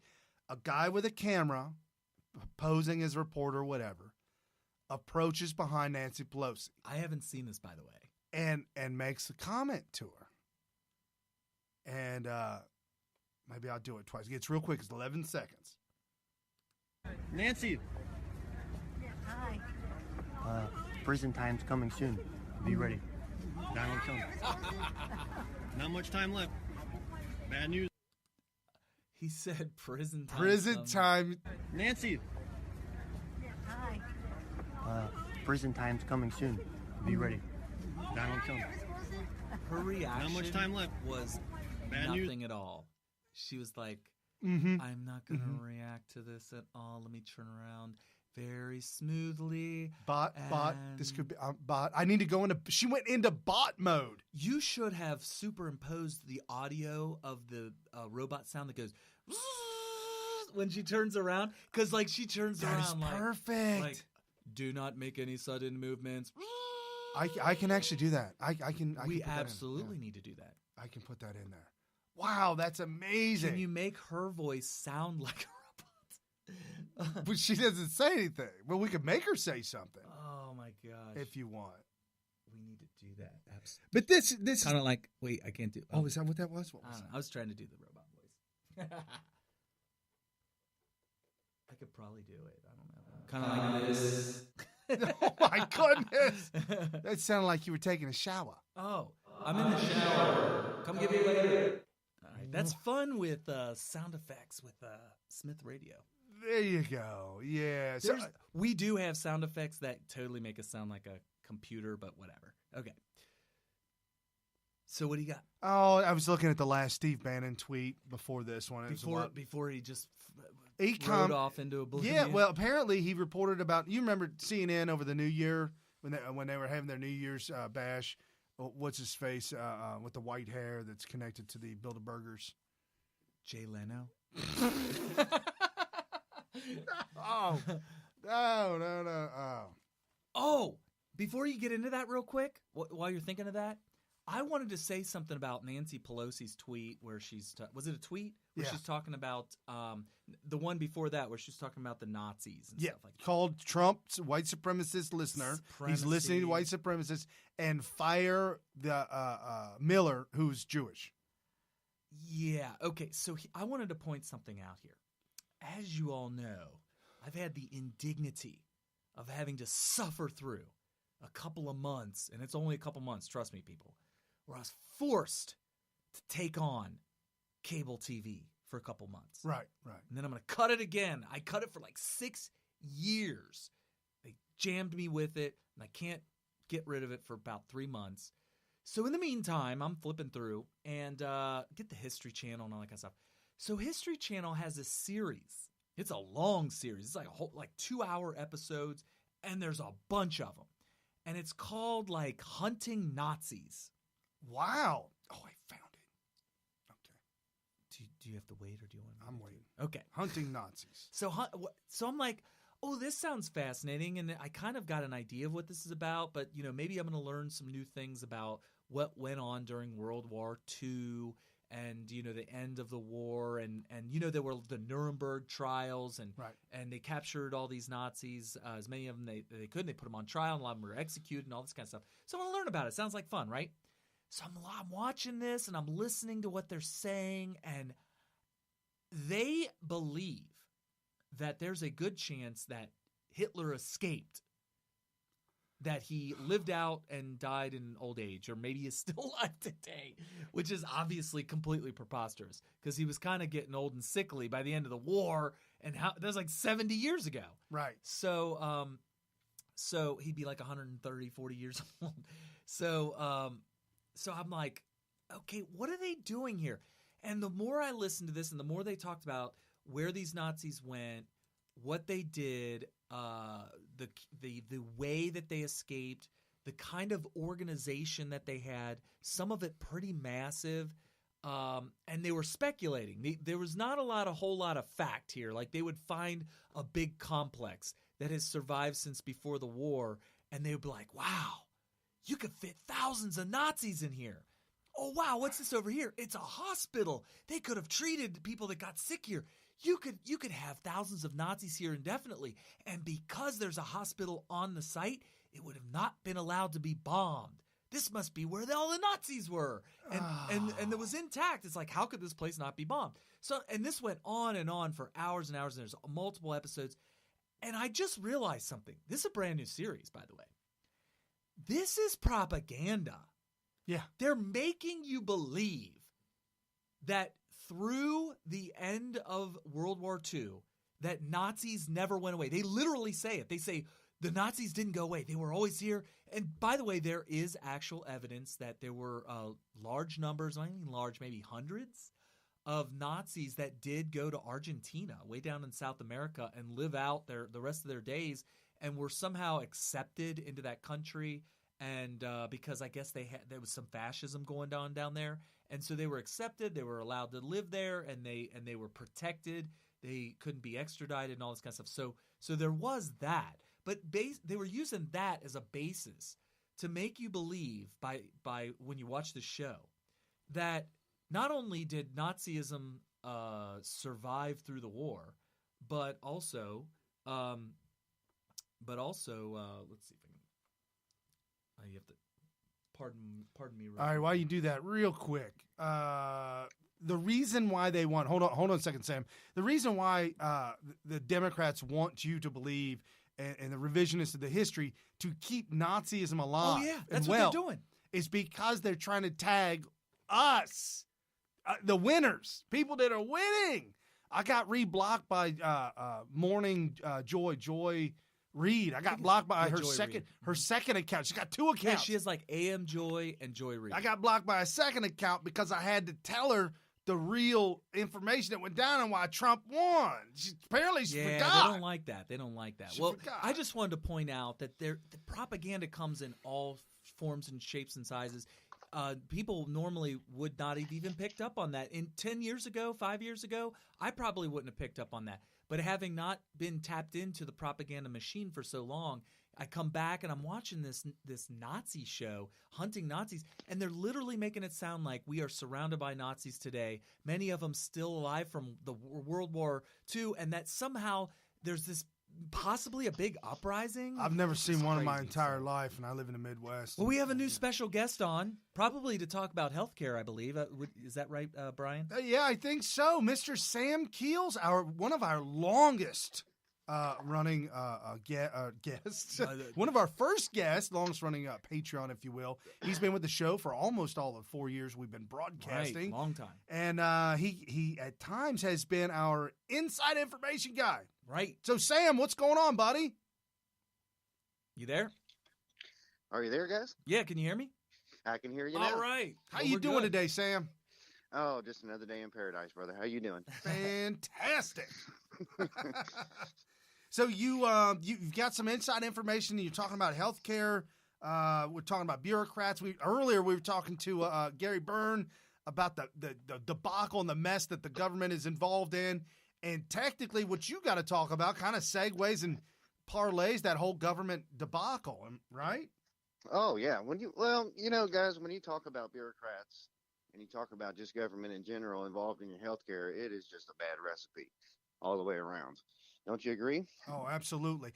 My whole deal is if politicians aren't picking my homeowner's insurance and my car insurance, then why in the hell are they picking my health insurance? Those people don't know nothing about me. It's far beyond health insurance. It's already reached into the health system as a whole, and even the service that a provider can give to you. Guys, I'm telling you, the insight that I got on Friday, literally, it's an eye opener for me. Well, what did you do on Friday? Well, on Friday, was not given a whole lot of detail. Was invited to a meeting in the state of Texas with a few elected officials. Oh, no! Did they get him? Oh, did the CIA get you, Sam? You there? Oh my gosh, just cut him right off. He said he... Oh, there he is. There he is. Okay. I don't know if you hit a button or something like that, but I still had that. Was almost too uncanny. Yeah. Well, just to let people know, it was a big high-level meeting. It was a high yes, level. Oh yes, it was high enough to where a governor's representation was there. Put it to you that way. All right.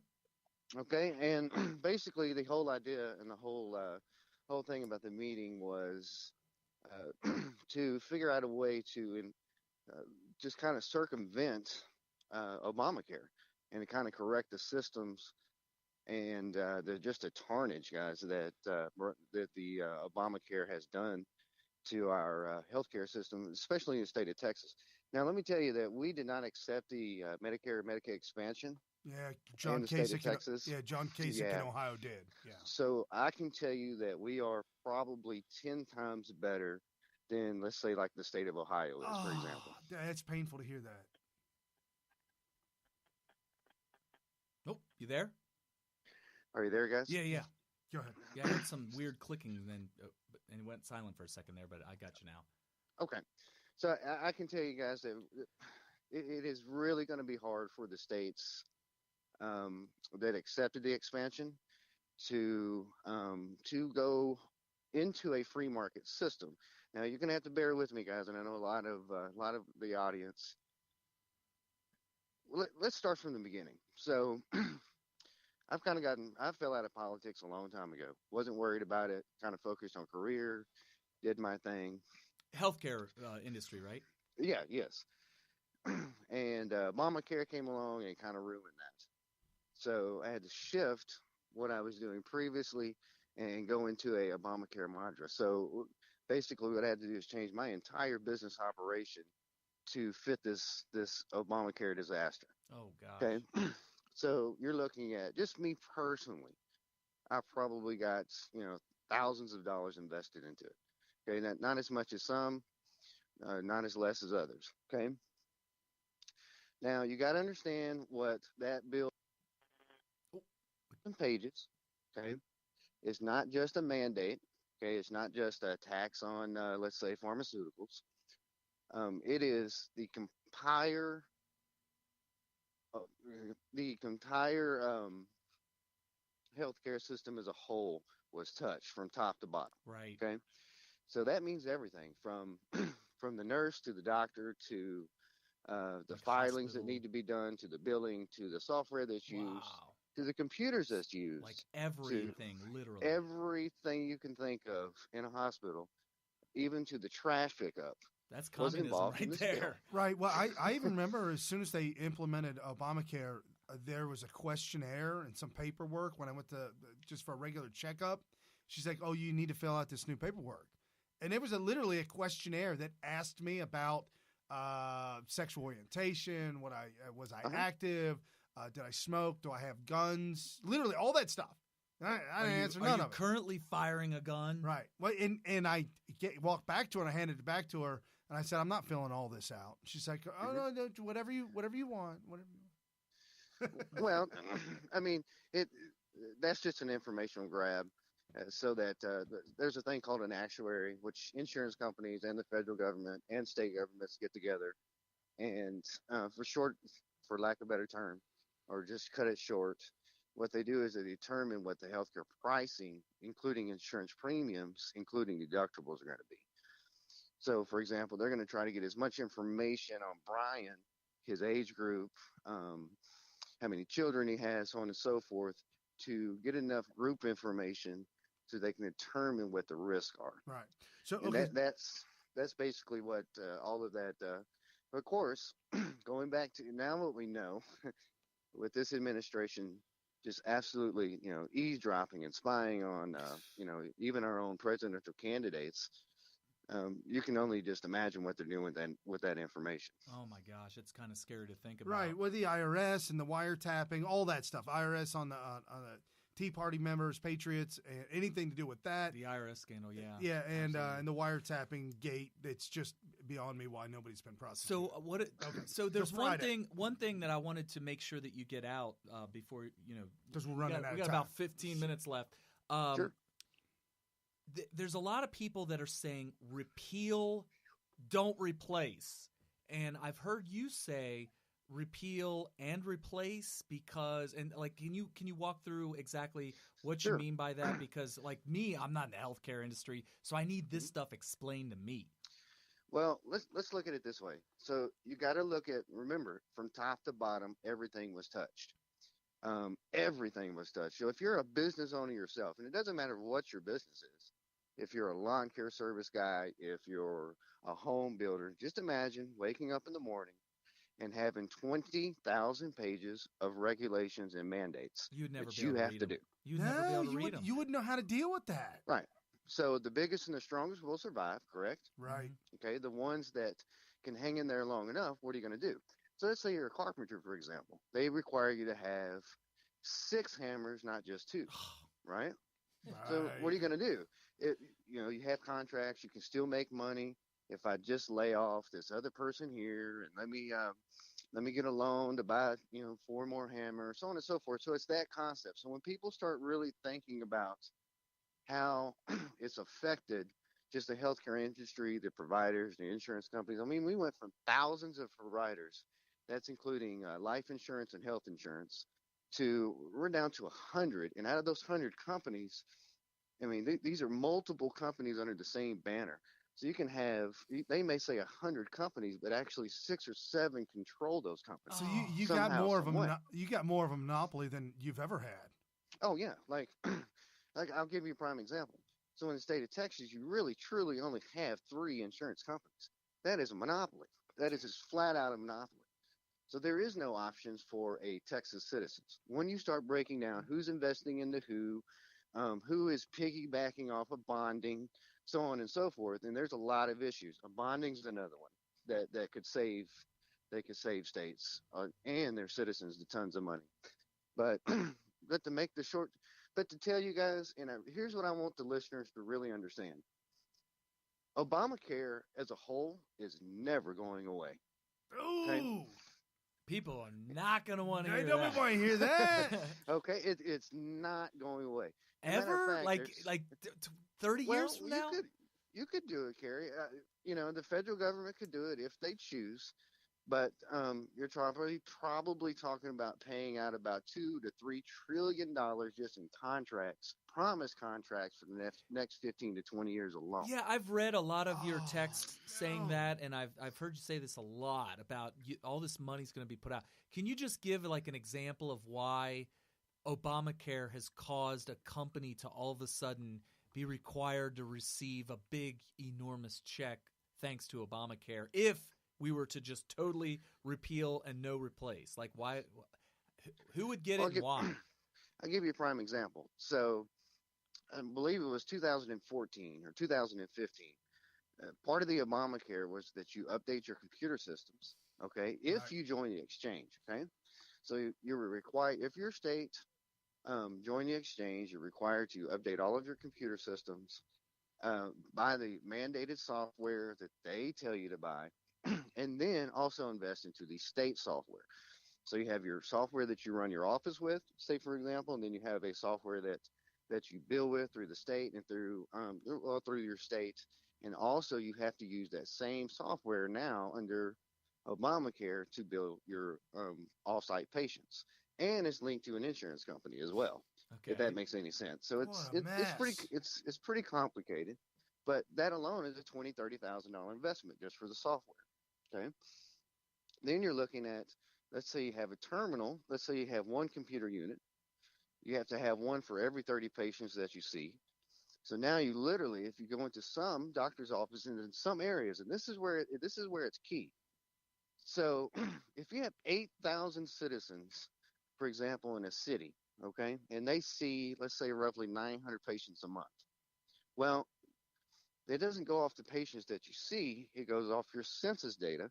So that means you got 8,000 patients potential, which means you have to have, a certain amount of computer software, just because of the potential for the amount of customers you could have. Yes, they're saying that you're going to see all 8,000 citizens. So I opened up a business in Los Angeles with 40 million people. This kind of reminds me of when your brother was trying to open up a Subway. If he chose to open up a Subway in downtown Cincinnati, he was required to make it a certain size because of the potential amount of customers that he would have. He would have to have X amount of seats, X amount of space, X amount of places to prep the amount of sandwiches and employees and all that. But as a franchise, a capitalist system set up, as a franchise, they're advertising for you. They've done marketing. They know what they can do. Right. This thing is government bureaucracy. They don't know what the hell they're doing. Right. Well, Brian, in Obamacare, just so that everyone knows in the audience, we do pay for pharmaceutical commercials, like those commercials that you see on the television, by the way. Oh, of course. Well, that's part of the agreement for him to get a price break for, let's say, like the VA, different things. But then that's a whole nother chapter. Wow, so, it sounds like a Leviathan. No wonder it's so many pages you can't even read it all. Oh yeah. So you're looking at an additional investment. So what do? Do you start laying off your staff, or do you take a loan? How do you do all of this? Well, in the Obamacare, it actually gives you the ability to, well, if you invest in the software, use these certain companies, which this is very fishy, right? Use these certain companies. Then what we will do is if you balloon lease your payments, then at the end of a 4-year or 5-year term, then you'll get that full money reimbursement back. Oh, no. So to say, all right, we repeal Obamacare, it's not going to happen. All the people that have done that balloon their payments already. Yeah, they have to get They need to get the money. They're going to go bankrupt. Right. So they owe $1 million in 5 years for using this service, right? But they're only paying a certain percentage of that. So let's say it's $5,000 a month that they're paying. At the end of that term, that 5-year term, the government reimburses them back for that money. including paying off the remaining balance. So whatever this company is out here that's doing this, right, that got the contract with the federal government to provide this software, they're making billions. Because you got to understand, you got the state of Ohio, you got the state of California that's involved. You got all these different states, all their providers, including the states, that are getting all this money back. And I was curious about where does that money go that John Kasich accepted? Okay, so what happens if Obamacare goes away? Right. So what happens to that $1 million per provider? Just for an example. Okay, they're still under contract. So what do? Do they not pay the contract? I say yes. Is it not binding anymore? Well, then they lose their business. Or do they take a one-time payment, pay it off, and be done with it? But after every operation is done and complete, they only made $1 million that year. You see what I'm saying? I think that some people are going to have to cut their losses. Right. So if y'all remember, guys, during the initial negotiation, here comes out Paul Ryan, and he's saying, okay, we're gonna appeal Obamacare, then we're gonna replace it with this and that and the other, and then we're gonna fund it for 2 years, right? And then everybody went up in arms. Why are we funding it? It's ridiculous. Well, there's still contracts out there. Somebody's gonna lose. We can't afford to lose any more providers. And we can't afford to lose any more insurance companies at this point. So what is the suggestion? Have a free market. So that's what Paul Ryan was trying to do, is to float it for another couple of years. Yes, and that's the problem, and that's the reason why.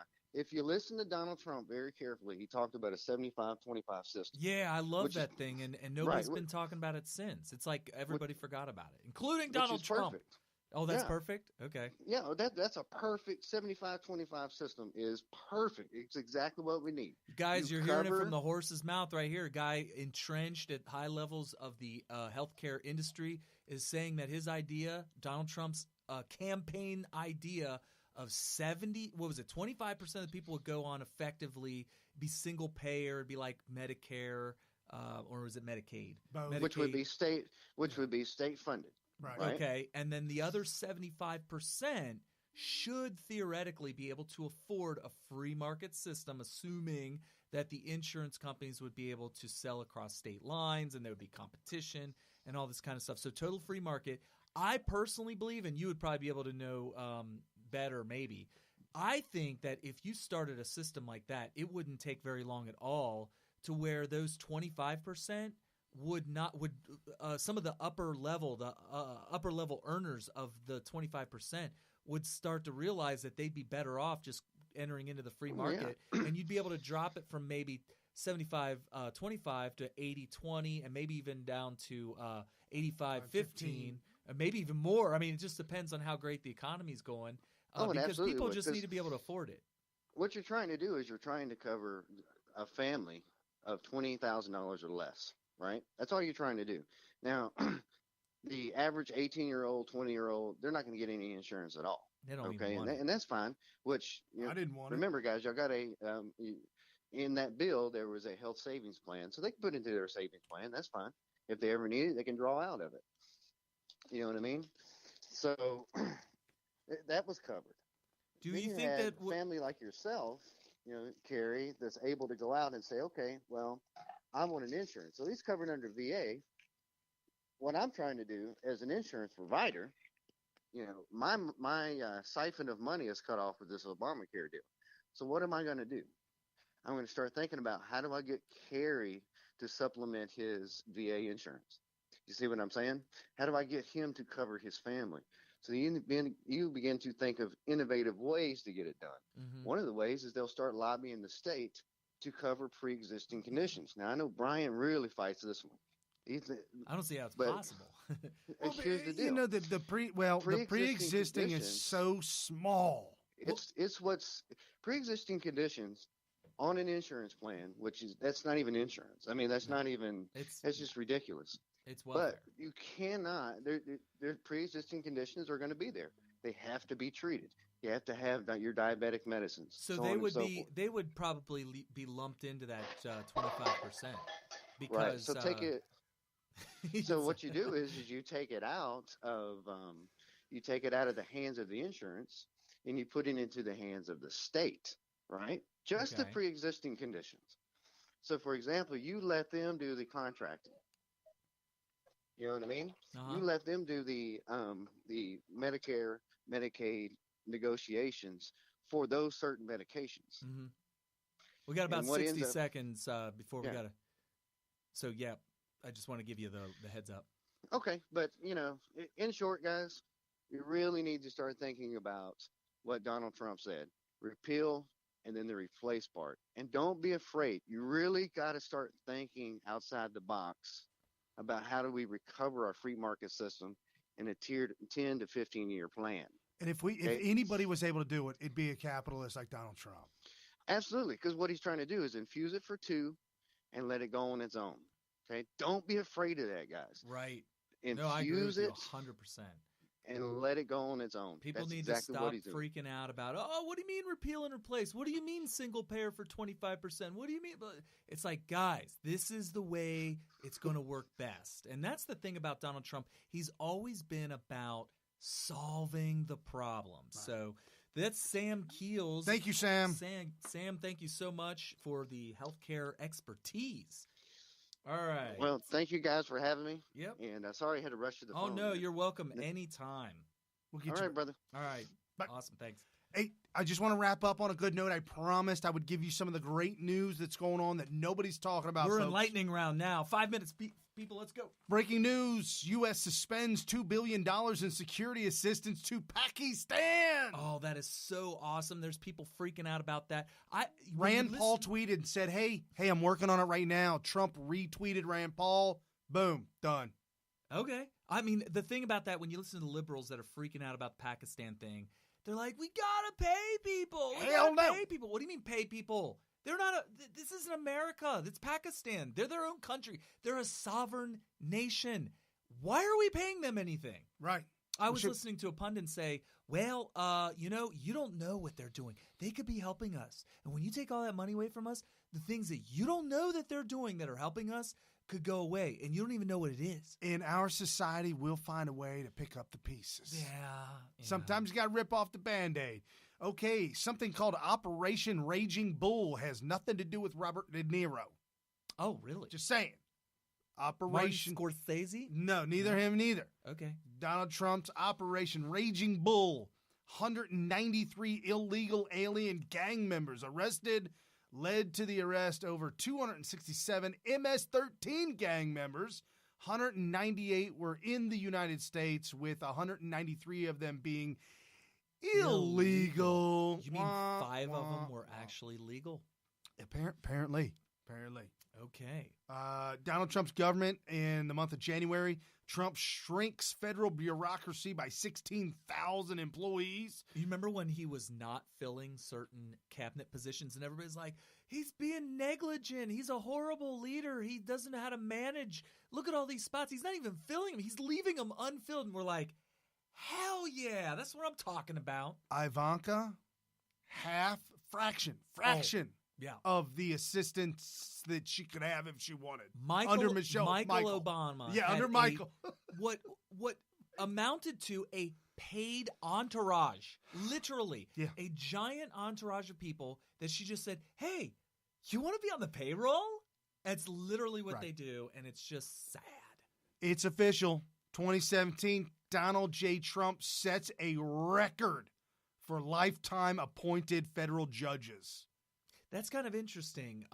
What does that mean? That the judges are going to be interpreting laws at a local level, local, federal, more conservatively. And as we saw from his Supreme Court appointment, we know that he's putting in real conservatives with real conservative principles. Yeah, and the Huffington Post and some of the other ragtag articles screaming and yelling how hateful Trump is being by doing this. Well, can you guys keep it secret? So I love it. Because I have a conspiracy theory. Okay. Keep it secret, though. You cannot let this out. It has to remain secret. Okay.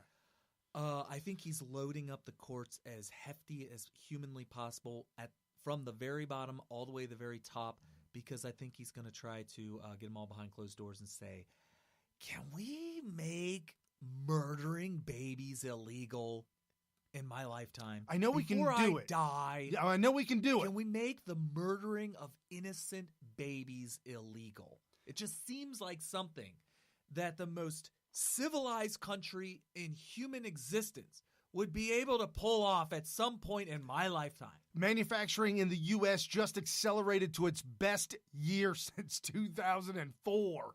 ISIS has lost, where are we at? ISIS has lost 98% of its territory due to Trump administration. Pentagon announces first ever audit of the Department of Defense. Dow Jones Industrial Average hit 25,000. Woo! Woo! What we Awesome talking sauce. about? Talking about Make America Great Again. Good Lord! Hey, if you guys are on Periscope, I got a little treat for you. I'm going to play right after the show. And for those of you on Spreaker, iHeartRadio, all around the horn, share this with your friends and family. Tell everybody about Smith Radio, Military Veteran Talk Radio. Peace. With unfathomable power. What kind of power? Unfathomable. It's without fathom.